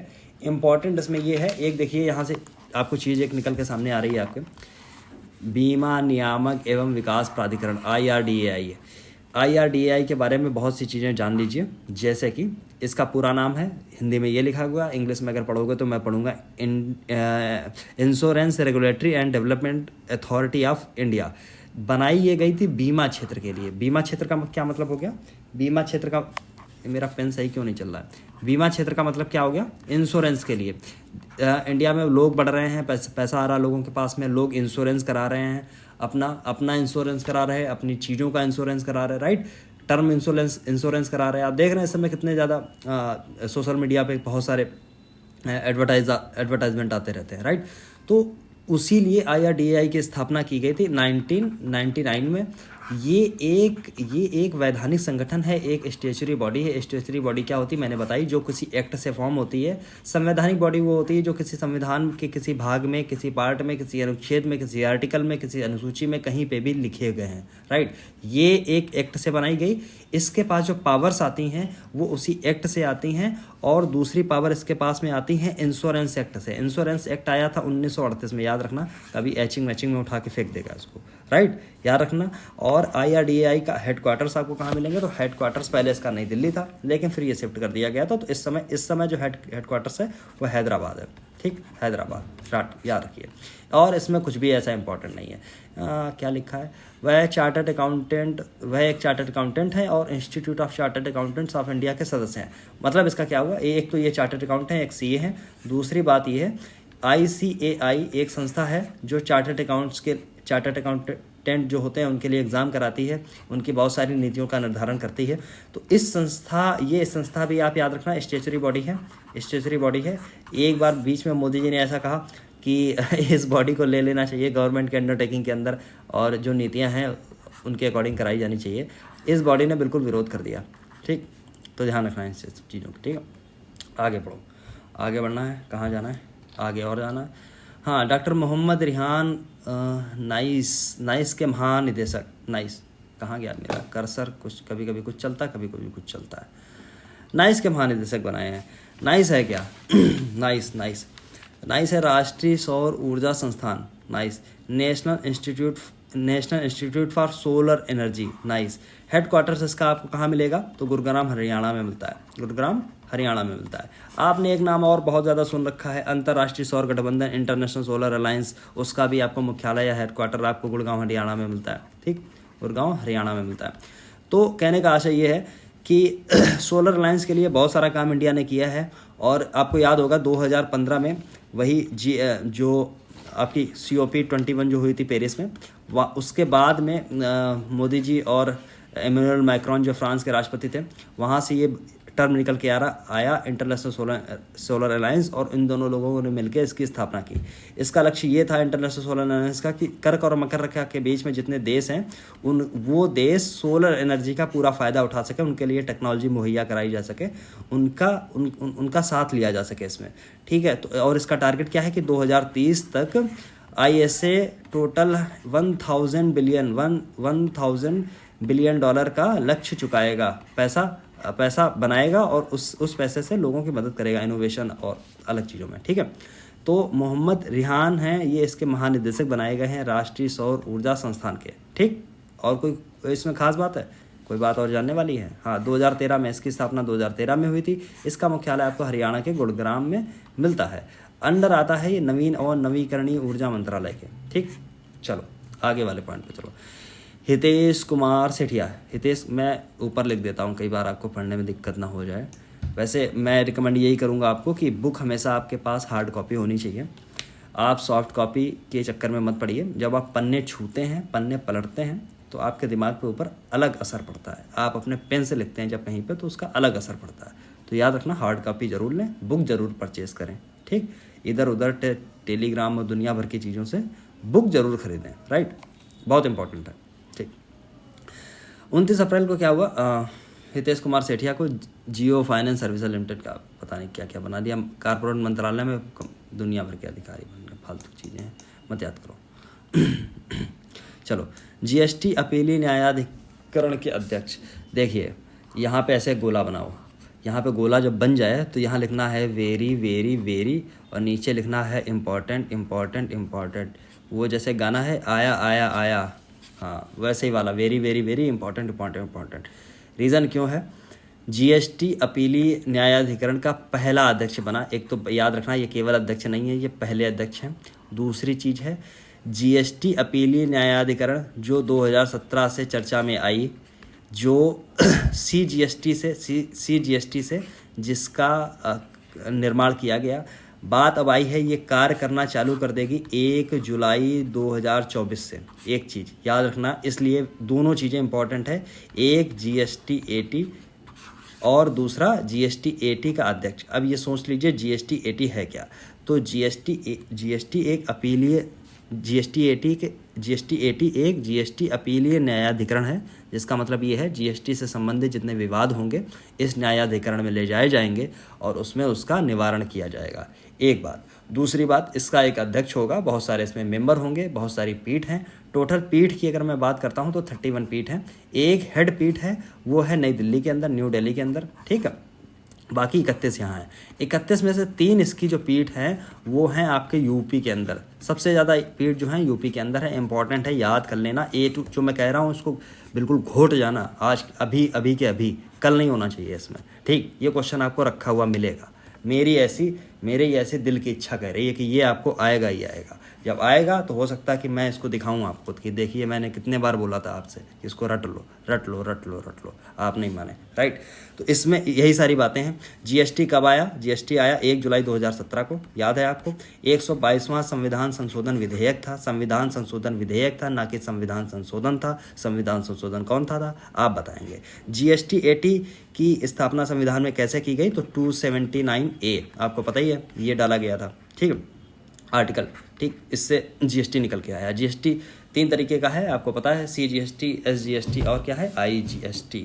तो CGST से ये बना है, क्या बना है आपका GST अपीलीय न्यायाधिकरण। बाकी ये सब कहानी है, पढ़िए इसको आराम से, कोई चिंता की विषय की बात नहीं है। वेरी इंपॉर्टेंट है, नाम याद कर लेना। देखो मैंने सारी चीज़ें बता दी, नाम नहीं बताया। संजय कुमार मिश्रा नाम याद कर लेना बिल्कुल। GST-AT का अध्यक्ष बनाए गए हैं। GST-AT में अलग अलग तरीके के मेंबर हैं, जैसे कुछ टेक्निकल मेंबर होते हैं, कुछ अलग मेंबर होंगे। और एक चीज़ और है, इसका मेन काम जो रहेगा, विवाद सुलझाएगा सेंट्रल और स्टेट के बीच में जो पैसे का बंटवारा होता है GST से, मतलब एक अप्रत्यक्ष कर है GST उससे, राइट, ध्यान रखना। करीना कपूर खान को यूनिसेफ इंडिया का राष्ट्रीय राजदूत नियुक्त किया गया। केवल इंपॉर्टेंट न्यूज़ केवल इतनी है। ज़्यादा जानकारी चाहिए तो केवल ये जानकारी और जुटाइए कि जो यूनिसेफ है ये क्या है। ये बच्चों के लिए काम करती है, बच्चों के विकास के लिए, स्वास्थ्य के लिए, शिक्षा के लिए, लैंगिक समानता के लिए, अलग अलग तरीके से, ठीक है, ये काम करती है। और दुनिया में यूनाइटेड नेशंस की एक संस्था के रूप में ये काम करती है, राइट। याद रख लेना इस चीज़ को, बस और कुछ नहीं है। करीना कपूर खान बनाई गई हैं। यूनिसेफ वर्ड नहीं, यूनिसेफ इंडिया की राष्ट्रीय राजदूत नियुक्त की गई हैं, ठीक, ओके। चलो आगे आओ। प्रतिमा सिंह DPIIT के निदेशक नियुक्त। प्रतिमा सिंह DPIIT क्या है? कार्मिक और शिक्षण विभाग जो है, DOPT, इसने आदेश दिया प्रतिमा सिंह को उद्योग संवर्धन एवं आंतरिक व्यापार विभाग, जिसको बोलते हैं DPIIT, के निदेशक के रूप में नियुक्त किया गया है, ठीक। 2009 बैच के IRS हैं। एक लोग हैं 2010 बैच के IRS, इस समय तैनात हैं वो नागपुर में, राइट। चलो छोड़ो सब बातें, चलो 5 वर्ष के लिए इनका वो सब कुछ है, इनको सब छोड़ दो, चलो। फिर कुछ लोगों का निधन हुआ है, इनको आप ज़रूर देख लें। एक है नाम सुरजीत पातर, इनका निधन हो गया। ये पद्मश्री विजेता थे किसी समय क्या पद्मश्री विजेता हैं, लेकिन पंजाबी इनकी हो गई है मृत्यु। प्रसिद्ध पंजाबी कवि हैं सुरजीत पातर, ठीक। उम्र इनकी थी 79 वर्ष। उम्र याद रखने की ज़रूरत नहीं है। किससे रिलेटेड थे ये ज़रूरी है, क्या अवॉर्डी हैं ये ज़रूरी है, कहाँ के रहने वाले ये ज़रूरी है, राइट। पंजाब के लुधियाना में इनका निधन हो गया। लुधियाना से थे, एक कवि थे। लुधियाना से आपको एक नाम और याद आएगा, शाहिर लुधियानवी, जिसने कहा कि कल और आएंगे नगमों की खिलती कलियां चुनने वाले, हमसे बेहतर कहने वाले, तुमसे बेहतर सुनने वाले, है ना। बहुत अच्छे गाने लिखे, जैसे कभी कभी का एक गाना लिखा, कभी कभी मेरे दिल में ख्याल आता है कि जैसे तुझको बनाया गया है मेरे लिए। तो ये लुधियाना के शायर थे, बहुत अमृता प्रीतम के साथ में एक कहानियाँ इनकी बहुत सारी चलती हैं, आप लगातार देखते रहते होंगे। बहुत सारी बातें इनके विषय में इंपॉर्टेंट, जैसे आप कुछ अगर रुचि रखें, जानने की कोशिश करें तो बड़ी अच्छी चीज़ है। बहुत अच्छी इन्होंने गज़लें लिखी, जो इन्होंने चैलेंज किया था बॉलीवुड को कि मुझे लता मंगेशकर से भले ही 1 रुपये ज़्यादा मिले, बट मुझे वो पैसा मिलना चाहिए। इन्होंने राइटर्स को असली इज्जत दिलाई बॉलीवुड के अंदर, राइट। चलो और सारी बातें हैं, इन सब चीज़ों में मैं नहीं जाऊँगा। खैर इनको आप देख लेना, 2012 में इनको पद्मश्री मिला। नाम है सुरजीत पातर, नाम है सुरजीत पातर। फिर दूसरा नाम आया है संगीत सिवन का। इनकी भी मृत्यु हो गई है, 65 वर्ष की आयु में मुंबई में इनका निधन हुआ। और ये मुख्य तौर पे अगर आप देखेंगे तो फिल्म निर्देशक संगीत सिवन थे, फिल्म निर्देशक थे, राइट, जिन्होंने मलयालम और हिंदी फिल्मों में महत्वपूर्ण योगदान दिया। और ये कुछ इनकी मूवी हैं, नॉट वेरी इंपॉर्टेंट। अगर ये नाम आएगा तो नाम किससे रिलेटेड है इससे याद कर लेना, ये ज़रूरी है।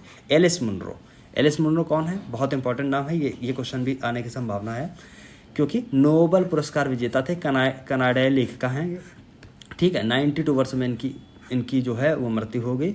मृत्यु हुई है कहाँ? ओंटारियो में। कोई बहुत ज़रूरी बात नहीं है कि आप ये याद रखें कि मृत्यु उनकी कहाँ हुई है। नोबेल पुरस्कार विजेता हैं, याद रखें। उम्र उनकी ये था, कहाँ से रिलेटेड है तो कनाडा से रिलेटेड है, ठीक है। 2013 में इनको साहित्य का नोबेल पुरस्कार प्रदान किया गया था और ये नोबेल पुरस्कार जीतने वाली पहली कनाडाई महिला बनी थी। 1913 के अंदर भारत में पहला जो नोबेल आया था वो भी आया था साहित्य के अंदर। साहित्य किसको मिला था? रविन्द्रनाथ टैगोर को मिला था। किसके लिए? गीतांजलि के लिए। और कुछ कहानी है इंटरेस्टिंग, उनको चीज़ों को आप देखेंगे, पढ़ेंगे, मज़ा आएगा, राइट। उनकी अपनी लघु कहानियाँ हैं, जैसे dance of the happy sets 1968, Canada का उस समय का सर्वोच्च साहित्यिक पुरस्कार दिया गया। ये जानने की ज़रूरत नहीं है, ये चीज़ थोड़ी सी देख लो। ज़रूरी ये है कि नोबेल पुरस्कार विजेता थी, कनाडाई लेखिका थी। 1913 में सबसे पहली बार पहली कनाडाई ऐसी महिला थी जिनको नोबेल मिला, राइट। चलो आगे बढ़ो, आगे बढ़ जाइए। मालती जोशी वयोवृद्ध लेखिका हैं, कहानीकार हैं, पद्मश्री प्राप्तकर्ता मालती जोशी 90 वर्ष की आयु में निधन हुआ।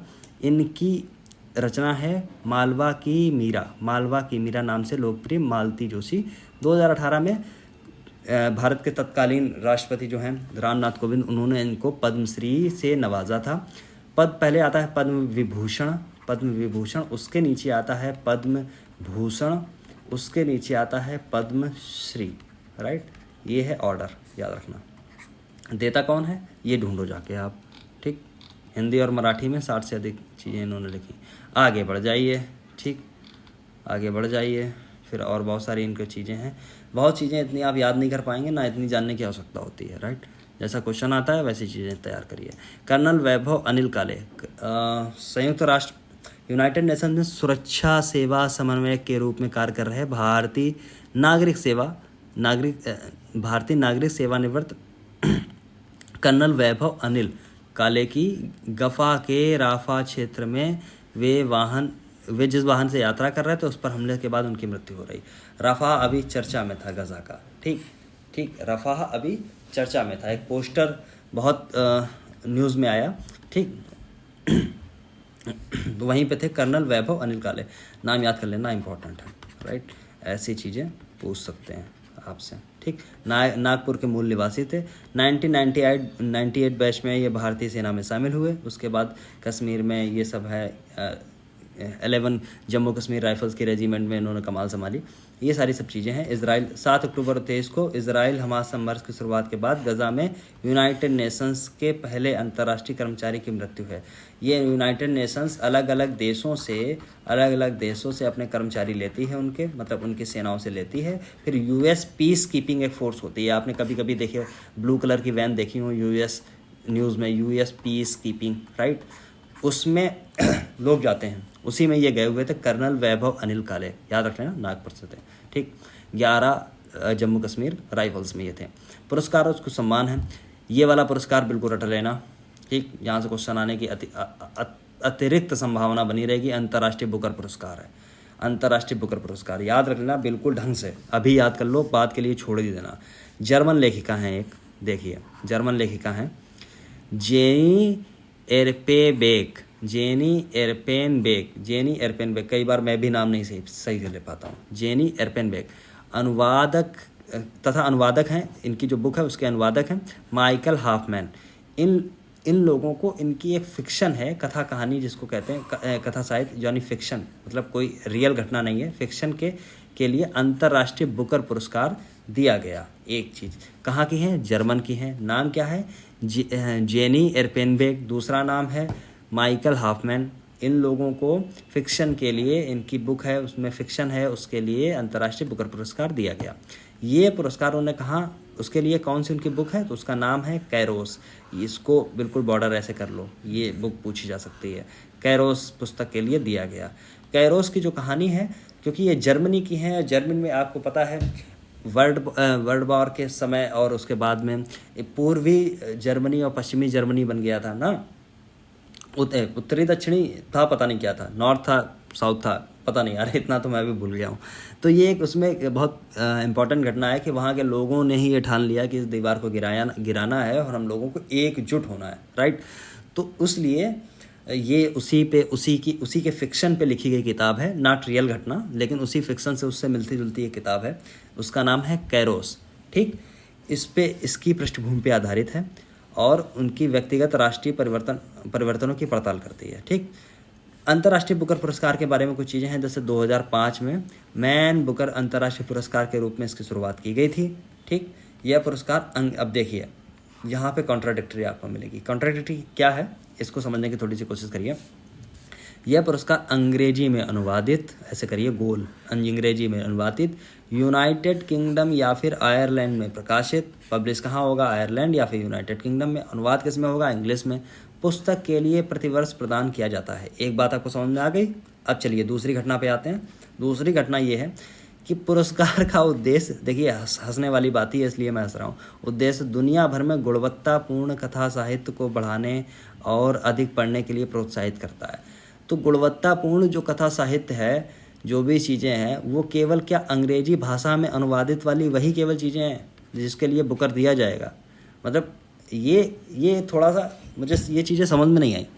अगर कुछ और पर्पज़ होता तो बात अलग की है, केवल अंग्रेजी के लिए फिक्शन को बढ़ावा देना है, बात ठीक है।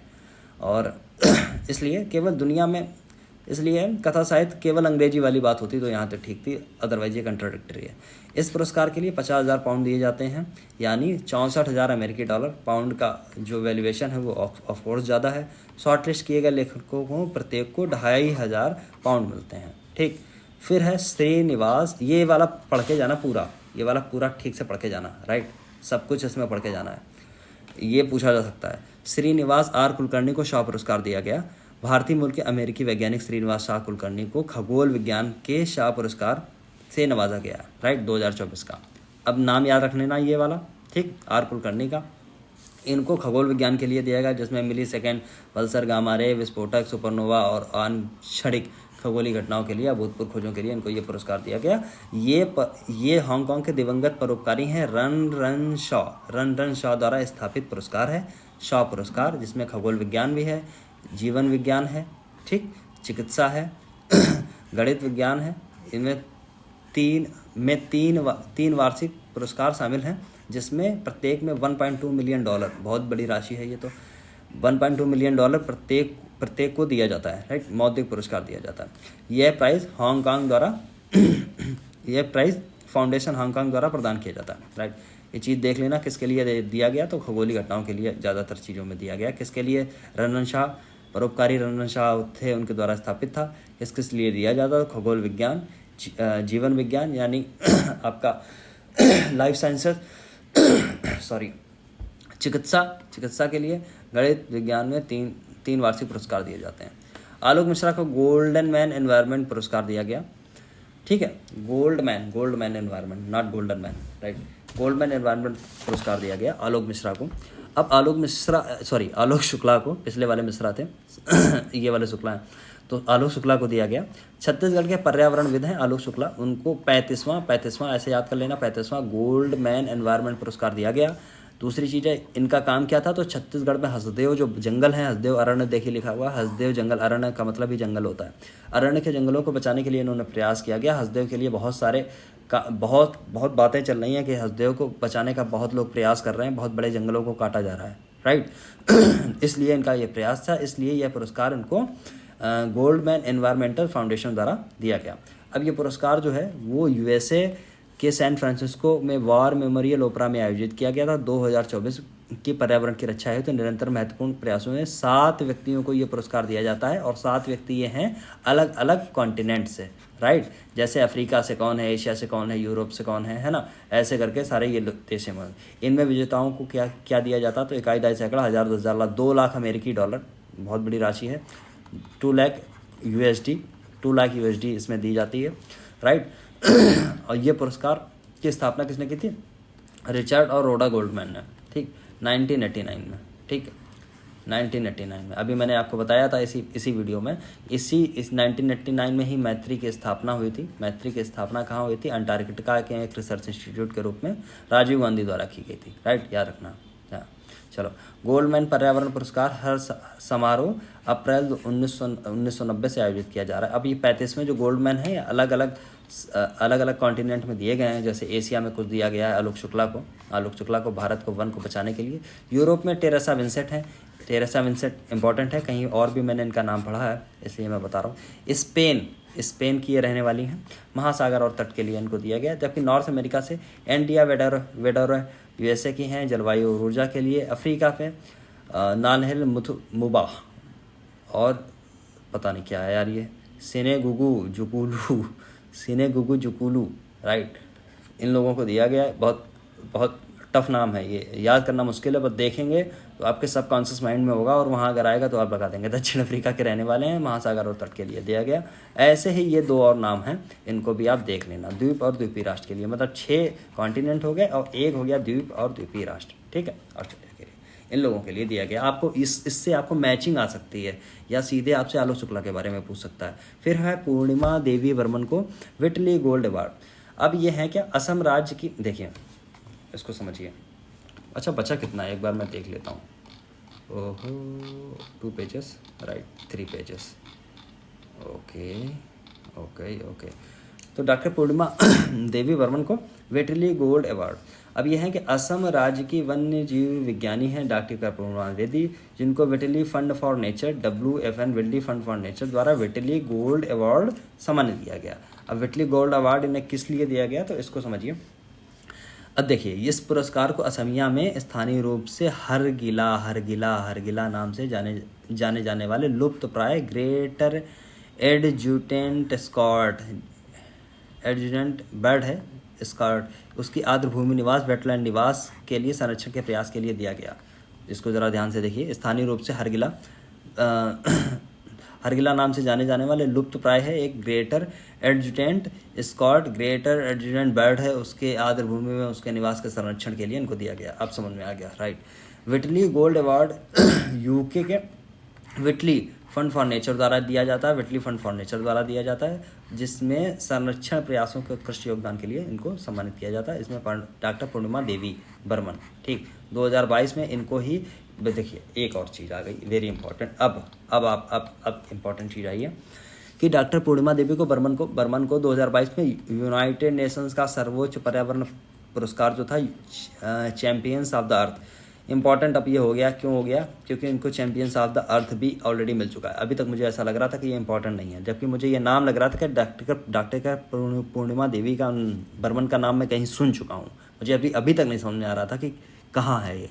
अब मुझे ये समझ में आया कि अब जो मेरे दिमाग में था अब वो मुझे समझ में आने लगा कि ये इनको चैंपियंस ऑफ द अर्थ मिला था 2022 के लिए, जो एकमात्र UN जो है एकमात्र नेचर के लिए, पर्यावरण संरक्षण के लिए एकमात्र इनका अवार्ड है, चैंपियंस ऑफ द अर्थ, ठीक।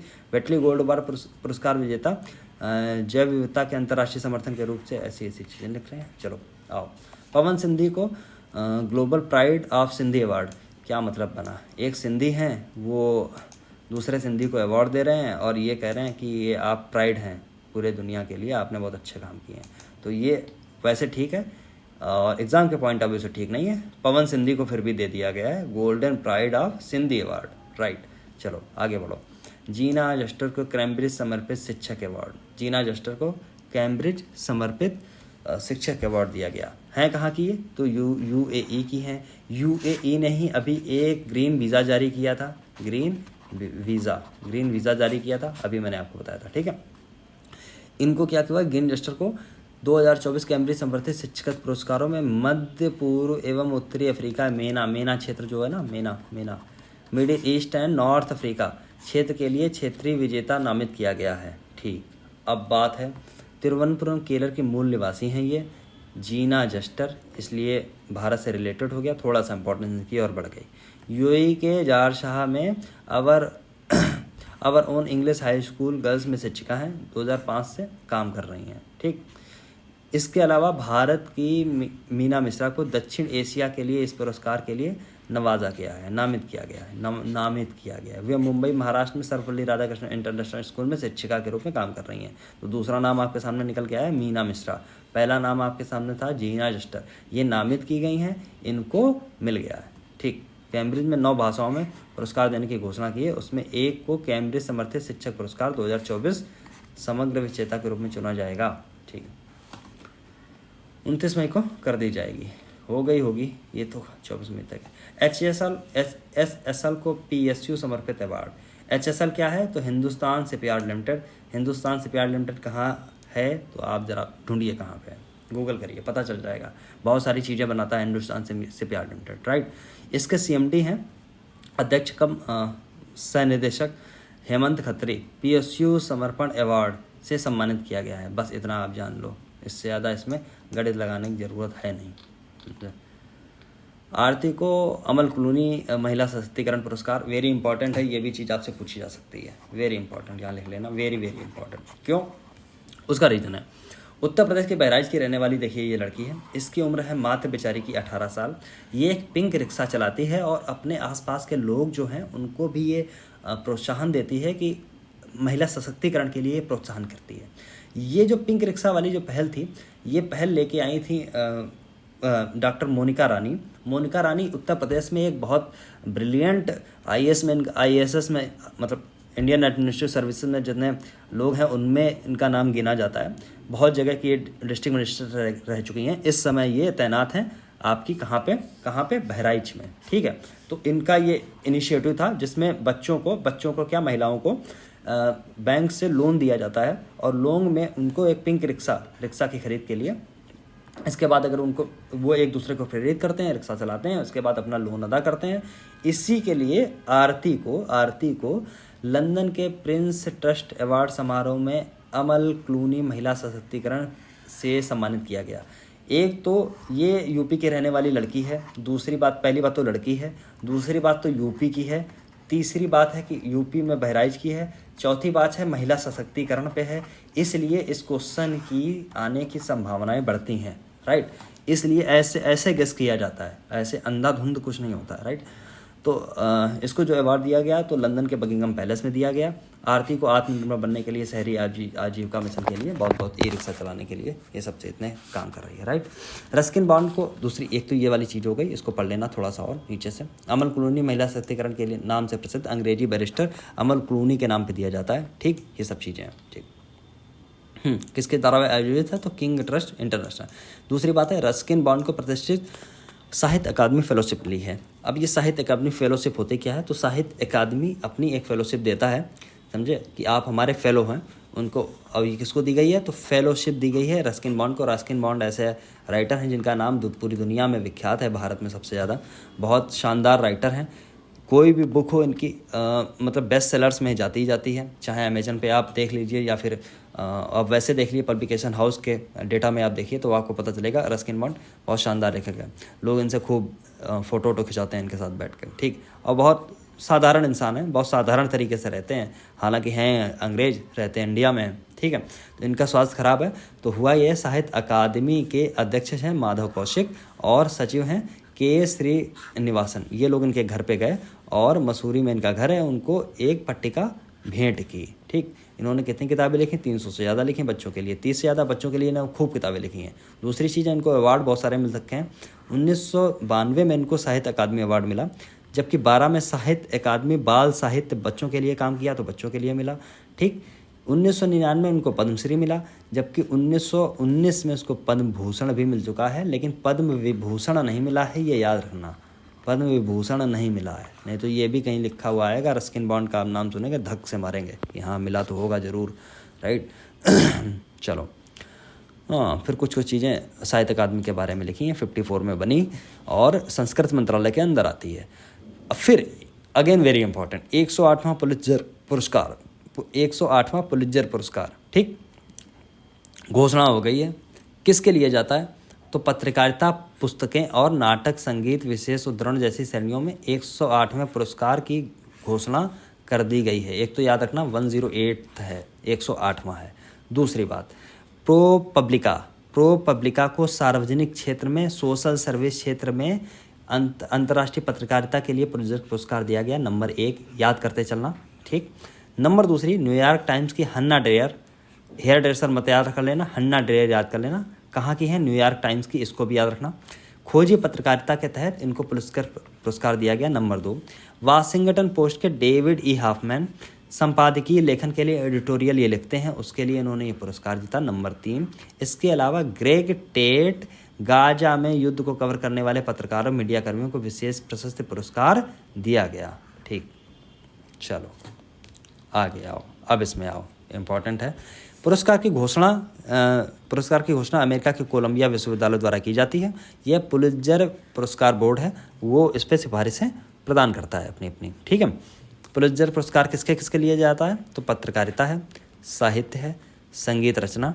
इसके लिए यूएसए का सर्वोच्च राष्ट्रीय सम्मान है, याद रखना, सर्वोच्च राष्ट्रीय सम्मान है, राइट। एक चीज़, चलो, पुलित्जर पुरस्कार की स्थापना हंगरी अमेरिकी पत्रकार और समाचार पत्र प्रकाशक है जोसेफ पुलित्जर, उन्होंने की थी। उनकी 1917 में आई थिंक इनकी हत्या कर दी गई थी, कुछ ऐसा था क्या? नहीं, इन्होंने की थी। पहला पुलित्जर पुरस्कार 1917 में प्रदान किया गया। मुझे कुछ मिसअंडरस्टैंडिंग थी इसमें, कोई और चीज़ मेरे दिमाग में चली आई थी, राइट। सार्वजनिक क्षेत्र में विजेता को स्वर्ण पदक दिया जाता है, जबकि अन्य के लिए $15,000 दिए जाते हैं, ठीक। दूसरी चीज़ है, हाँ, जबकि हाँ, एक इम्पॉर्टेंट पॉइंट, गदर पार्टी के सदस्य थे भारतीय अमेरिकी पत्रकार एक गोविंद बिहारी लाल। 1937 में पत्रकारिता के लिए पुलित्जर पुरस्कार इनको दिया गया था और ये पहले भारतीय ऐसे थे। अगेन वेरी इंपॉर्टेंट, फिर से आ गया, कुछ इंपॉर्टेंट, बहुत सारी चीज़ें चली आ रही हैं बार बार, वेरी इंपॉर्टेंट, वेरी 4-5 बार लिखिए, फिर आगे बढ़ जाइए। गिलेर्मो कैनो लिखा है यूनेस्को का, बट ये है गुइलेर्मो कैनो। कई बार आप गुइलेर्मो कैनो भी पढ़ते हैं इसको, कई बार यहाँ पे आपको गिलेर्मो कैनो भी आपको देखने को मिलता है। तो चाहे गुइलेर्मो आए या गिलेर्मो आए, लगाना आपको वही है जो यहाँ पे लिखा हुआ है, राइट। अब देखिए क्या है, कैनो पुरस्कार है गाजा के संघर्ष को कवर करने वाले फिलिस्तीनी पत्रकारों को। 2024 के गुइलेर्मो कैनो पुरस्कार वर्ल्ड प्रेस फ्रीडम पुरस्कार दिया गया। एक चीज़ याद जान लेनी है, प्रेस फ्रीडम के लिए यूनेस्को का गुइलेर्मो कैनो एकमात्र है, क्या है? पुरस्कार है। जबकि आप एक और पुरस्कार देखते हैं जो देता है रिपोर्टर्स विदाउट बॉर्डर, ठीक, जो प्रेस फ्रीडम इंडेक्स निकालता है। अब ये रिपोर्टर्स विदाउट जो बॉर्डर है, ये अपना भी एक पुरस्कार देता है, इसके लिए भी कुछ आती रहती हैं न्यूज़ आती रहती हैं, उसमें जिसको दिया जाता है वो टोटली एक एनजीओ द्वारा है, क्योंकि रिपोर्टर विदाउट बॉर्डर एक एनजीओ है, जबकि ये यूनेस्को है, ये यूनाइटेड नेशंस की एक संस्था है। इतनी बातें मुझे बतानी थी, ठीक।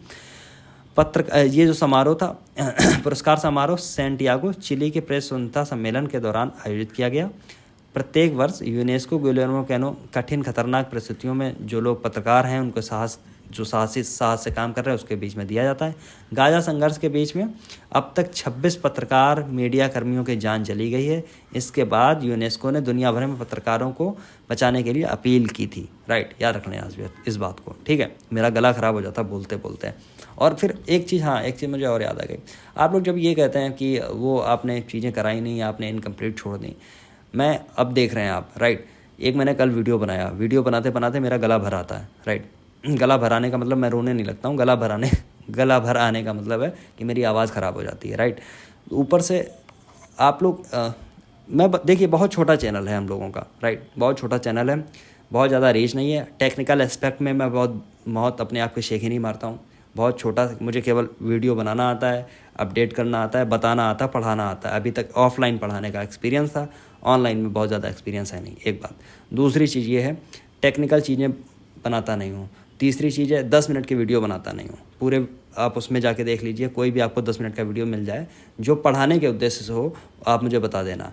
बाकी जो पूरे यूट्यूब पे जो कहानी चल रही है, 10 मिनट की वीडियो में सीख लें कि आप SDM कैसे बनेंगे, आईएएस कैसे काम करता है, आईएएस के पास कितनी पावर होती है, कहाँ से पैसा आता है, इतना पैसा आईएएस क्यों कमा पाता है, ये सब फालतू की चीज़ें या फिर सेंसेशन वाली चीज़ें ये डालने का कोई औचित्य नहीं है। मैं बहुत रिजिड पर्सन हूँ, मुझे पता है कि मैं काम गलत कर रहा हूँ उस दृष्टि से, लेकिन इस दृष्टि से पढ़ने वाले के लिए काम मैं ठीक कर रहा हूँ, राइट। ये मुझे पता है, इसलिए मेरा दिल गवाही नहीं देता है। दूसरी बात, जब आप लोग कुछ ऐसी बातें करते हैं तो आप ये भी मुझे बताने की कोशिश किया करें कि फीडबैक आपका क्या है, राइट। मुझे पता तो चले कि आप पढ़ रहे हैं, जब मुझे पता ही नहीं चलेगा कि आप पढ़ रहे हैं, सो रहे हैं, खा रहे हैं, मतलब लिटरली मुझे अगर नहीं पता होगा मेरे दिमाग में कहाँ से ये चीज़ें आएंगी, या फिर मेरी रीच बहुत ज़्यादा हो कि हाँ मेरा वीडियो कोई 50,000 लोग बैठ के देखते हो, ठीक है। तो आप जब तक इस पर लिख के नहीं बताएंगे, कमेंट नहीं करेंगे, लाइक वाइक मैं कुछ समझता नहीं हूँ, मतलब लाइक वाइक बहुत फालतू की चीज़ है, राइट। बेसिक पर्पस है कमेंट, जिससे पता चलता है कि आप कोई अपना सजेशन देते हैं, कोई क्रिटिक देते हैं, जिससे ये चीज़ें पता चलती हैं कि हाँ क्या मैं सही दिशा में आगे बढ़ रहा हूँ, राइट, या मैं और आपके लिए क्या कर सकता हूँ। अब आप लोग केवल देख के सो जाते हैं, राइट, मुझे तो बताते नहीं हैं। एक बार आप बता सकते हैं, महज 10 सेकंड का टाइम मिलेगा। आप 10 सेकंड के लिए आप कोई काम नहीं करना चाहते हैं, आप हमसे उम्मीद कर रहे हैं कि मैं 3 घंटे या डेली मैं 4 घंटे आपके लिए काम करूं, राइट। तो एक भावना है, मैं कोई गलत भावना से नहीं बोल रहा हूँ, मैं केवल एक बेसिक अंडरस्टैंडिंग कैसी होनी चाहिए मैं उस पर बात कर रहा हूँ, राइट। ओके चलो आगे आ जाता हूँ, अपना काम मैं करता हूँ। तो ठीक है, ये प्रतिष्ठित पेशेवरों की अंतर्राष्ट्रीय जूरी सिफारिश द्वारा दिया जाता है। 1997 गुइलोमा जो प्रेस फ्रीडम अवार्ड था उसको संयुक्त राष्ट्र प्रणाली के द्वारा पत्रकारों को दिया जाने वाला एकमात्र पुरस्कार है। यूनाइटेड नेशंस के द्वारा स्थापित 1997 में स्थापित हुआ था, राइट। बस कोलंबियाई पत्रकार गुइलेमो कैनो इसाजा के नाम पे दिया जाता है। उनकी 17 दिसंबर 1980 में बोगोटा कोलंबिया में हत्या कर दी थी। देखो मेरे दिमाग में कहीं आ गया था, इनकी हत्या कर दी गई थी बजाय पिछले वालों की। फिर कुछ चर्चित स्थल हैं जैसे न्यू कैलेडोनिया क्यों प्रसिद्ध है, क्योंकि फ्रांस ने यहाँ पे इमरजेंसी की घोषणा कर दी है। ये एक यहाँ पे देखिए लिखा हुआ फ्रांसीसी विदेशी द्वीपीय देश है। ये दक्षिण पश्चिमी ऐसे लगाएंगे, एक ये दक्षिण, ये पश्चिम, ये दक्षिण पश्चिम प्रशांत महासागर में अवस्थित है। इसकी सीमाएं Australia, Fiji, New Zealand, Papua New Guinea और वानुअतु से मिलती हैं। ये देश में सबसे ऊंचा पर्वत है पनिये, समझे। बस अदन की खाड़ी इंपॉर्टेंट है, अदन की खाड़ी की आप लोकेशन ज़रूर देखें जाके, वेरी इंपॉर्टेंट। अदन की खाड़ी आपको कहाँ मिलती है, देखो ये रहा अरब प्रायद्वीप, और यहीं पे आपको ऐसे करके आपको मिलेगा ये नीचे वाला पोर्शन, ये अफ्रीका। यहाँ पे आपको सोमालिया मिल जाएगा, यमन मिल जाएगा, ओमान मिल जाएगा, है ना। ऐसे करके कुछ चीज़ें ऐसे कंट्रीज़ आपको मिलते रहेंगे। ये वाली अदन की खाड़ी है। ऊपर आपको यहाँ पे ईरान मिल जाएगा, यहाँ पे सऊदी अरबिया मिल जाएगा, राइट। तो अदन की खाड़ी चर्चा में इसलिए थी क्योंकि बार बार डाकुओं का हमला यहाँ पे चिंताएं यहाँ की बढ़ा रहा है। सोमालियन डाकू यहाँ पे बहुत खुराफात मचा रहे हैं। कुछ वर्ड मेरे दिमाग में आ ही नहीं रहा था, यही आ रहा था, खुराफात मचा रहा है। लाल सागर अरब सागर को जोड़ने के लिए प्राकृतिक समुद्री लिंक है ये, ठीक है। एक तरफ अरब सागर है, राइट हैंड साइड पे अगर आप देखेंगे तो अरब सागर मिलेगा, जबकि लेफ्ट हैंड साइड पे अगर आप देखते हैं तो आपको मिलता है लाल सागर, रेड सी, ठीक, रेड सी। चलो अब क्या है, हाँ ये कुछ चीज़ हैं, इसको आप देख लो। केप ऑफ गुड होप नीचे सबसे मिलेगा, horn of Africa eastern part पे आपको देखने को मिलता है, राइट। यही सारी सब चीज़ें लिखी हैं। आगे बढ़ो। युद्धाभ्यास है भारत फ्रांस का संयुक्त सैन्य युद्धाभ्यास है शक्ति। आपसे पूछा जाता है शक्ति युद्धाभ्यास किसके किसके बीच है, तो ये एक तो चीज़ याद रखना, भारत फ्रांस के बीच है। दूसरी बात है सैन्य युद्धाभ्यास है, मतलब कौन कौन इसमें है, तो भारत की सेनाएँ हैं, एयरफोर्स नहीं है, नेवी नहीं है, नॉर्मल फोर्सेस हैं। नॉर्मल फोर्सेस मतलब थल सेनाएँ हैं। कहाँ आयोजित किया गया, तो मेघालय के उमरोई में आयोजित किया गया। अच्छा, मेघालय के उमरोई में आयोजित करने का लक्ष्य क्या था, तो लक्ष्य इस बार का ये था क्योंकि ये अर्ध शहरी और पहाड़ी इलाकों में ऑपरेशन के लिए ध्यान इसका केंद्रित किया गया था। तो अर्ध शहरी मेघालय है, और क्योंकि पहाड़ी है, ऑफकोर्स पहाड़ी है, उतनी पहाड़ तो नहीं है लेकिन थोड़े बहुत पहाड़ हैं, इसलिए है। दूसरी चीज़ 7वां संस्करण है। एक चीज़ और याद कर लेना, ये एक द्विवार्षिक प्रोग्राम है, 2 साल में एक बार होता है। दूसरी बार एक बार ये फ्रांस में होगा, एक बार इंडिया में, एक बार फ्रांस में, एक बार इंडिया में, एक बार फ्रांस में, एक बार इंडिया में। तो पिछली बार हुआ था फ्रांस में, अगली बार इंडिया में, अगली बार फिर ये फ्रांस में होगा। बस ऐसे याद कर लेना है, बस ठीक, समझ गए। आगे बढ़ो, चलो। अभ्यास है साइबर सुरक्षा 2024। साइबर सुरक्षा के बारे में हम लोगों ने इस बार पेपर में एक और चीज़ पढ़ी कि उत्तर प्रदेश के अंदर 57 साइबर पुलिस थाने बनाए जा रहे हैं, जो कि जुलाई में आई थिंक, या पता नहीं, 2023 के अंदर गवर्नमेंट ने बोला था कि 75 के 75 जिलों में साइबर पुलिस थाने ज़रूर होने चाहिए, तो 57 जिलों में बनाए जा रहे हैं, जिसको हेड करेगा एसपी रैंक का एक अधिकारी, राइट, याद रखना। अब साइबर सुरक्षा की बात आ गई। साइबर सुरक्षा आपके जीएस पेपर 5 में स्टेट के ऊपर भी मिलती है, तो यूपी वाली जो घटना थी वो याद रखना, मैंने पहले भी बताया, क्वेश्चन आने की संभावना इस बार भी बनी रहेगी, ठीक है। साइबर सुरक्षा 2024 एक्सरसाइज में भाग लिया, किसने लिया? तो चीफ ऑफ डिफेंस स्टाफ में लिया, जनरल अनिल चौहान ने, ठीक। अब ये कहाँ पे हुआ, कैसे हुआ? नई दिल्ली में आयोजित किया गया था, और इसमें कोई जानने वाली चीज़ नहीं है, थोड़ी बहुत चीज़ें आप पढ़ लो, मैं गया हूँ अब थक। गगन स्ट्राइक सेकंड इंपॉर्टेंट है, अगेन वेरी इंपॉर्टेंट है, देख लो।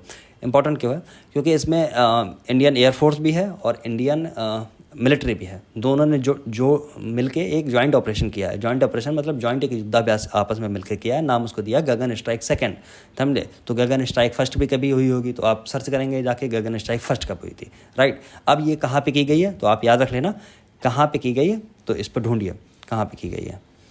शायद पंजाब के आसपास, सेना के, हाँ, पंजाब के कई स्थानों पर 3 दिवसीय एक्सरसाइज ये की, नाम था गगन स्ट्राइक सेकंड, और थल सेना की खड़क कोर ने किया, ठीक। इसमें कुछ हेलीकॉप्टर्स भी थी, कुछ अनमैन्ड एरियल व्हीकल भी थे।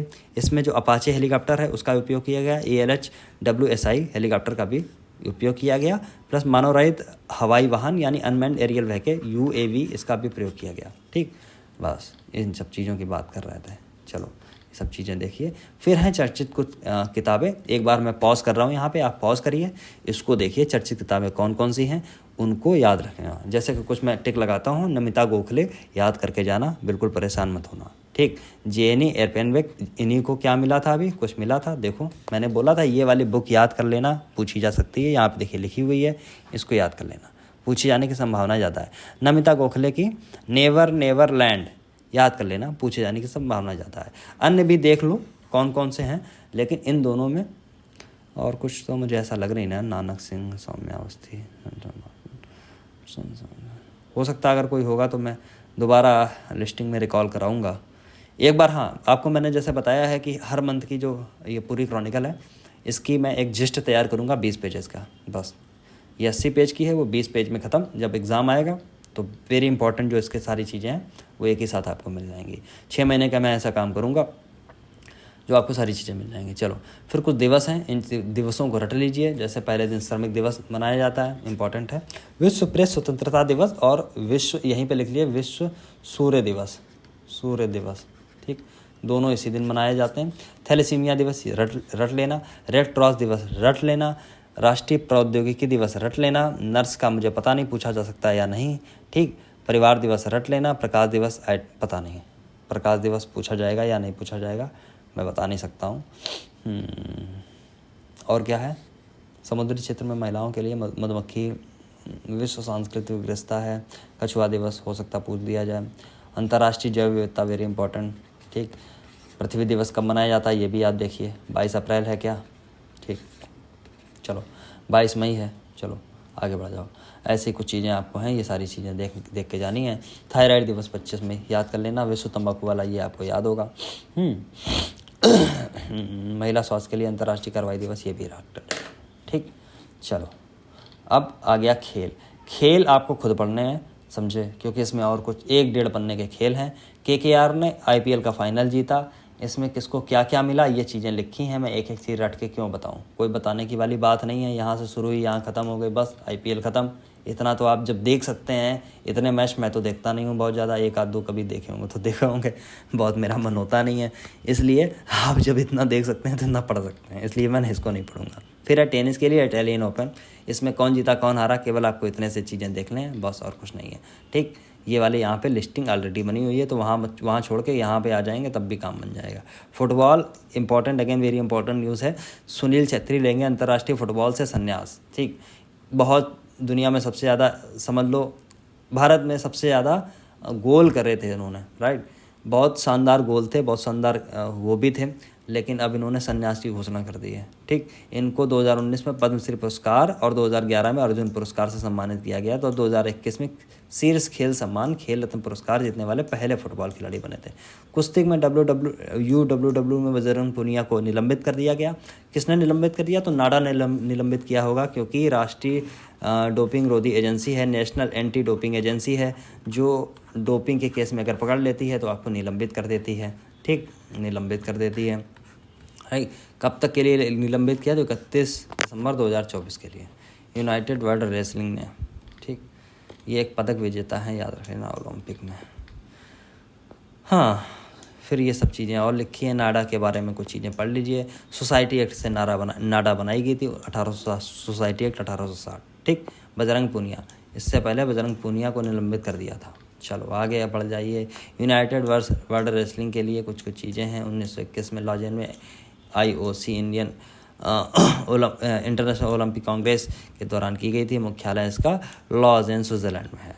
फिर मुक्केबाजी के लिए एलोरा कप की बात है 2024 में, इसमें देख लीजिए। वेरी इंपॉर्टेंट कुछ चीज़ें हैं, अलग अलग नाम हैं, पढ़ लीजिए, इंपॉर्टेंट है, थोड़ा सा देख लीजिए बस। हाँ, पैरा एथलीट विश्व चैम्पियनशिप, ये थोड़े से इंपॉर्टेंट नाम है, इनको ज़रूर पढ़ लेना।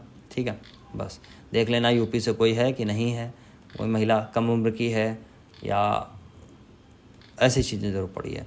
नीरज अरोड़ा ने फेडरेशन कप में जीता स्वर्ण पदक, इसको भी आप पढ़ ही लेंगे।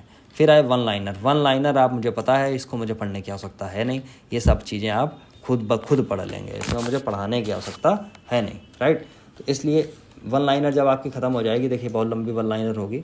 ठीक, फिर इसके बाद ये पेपर आ गया है, समझे, एग्ज़ाम का पेपर है, सॉल्व पेपर होगा, फिर एक मॉक टेस्ट वाला होगा, उसको भी आप करेंगे। ठीक, तो ऐसी अब इसमें ऐसी कोई चीज़ बची नहीं है जो मैं आपको एक एक चीज़ कर करके बताऊंगा।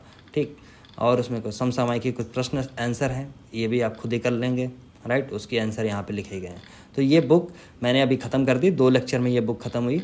अब मेरा इस बुक के लिए काम मेरा ये बचा हुआ है कि मैं इस बुक का जिस्ट बना लूँ, जिस्ट बनाऊँगा बहुत छोटा सा, उसको मैं इस बुक को जल्दी ख़त्म कर दूँगा। ठीक, याद रखना।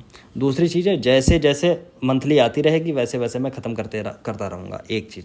दूसरी बात यह है कि घटनासार, जो लोग कह रहे हैं कि पुरानी घटनासार करा दो, फरवरी तक वो घटनासार थी, आपका जब तक एग्ज़ाम आएगा तब तक वो इरेलीवेंट बुक हो जाएगी। अगर इरेलीवेंट रहेगी भी तो आपके लिए इतनी ज़्यादा चीज़ें हो जाएंगी कि वो दिमाग से उतर जाएंगी। इसलिए मेरी बात आप माने, जो चीज़ें आ रही हैं मैं करा रहा हूँ। दूसरी चीज़ें, अपनी राय ज़रूर देते रहें।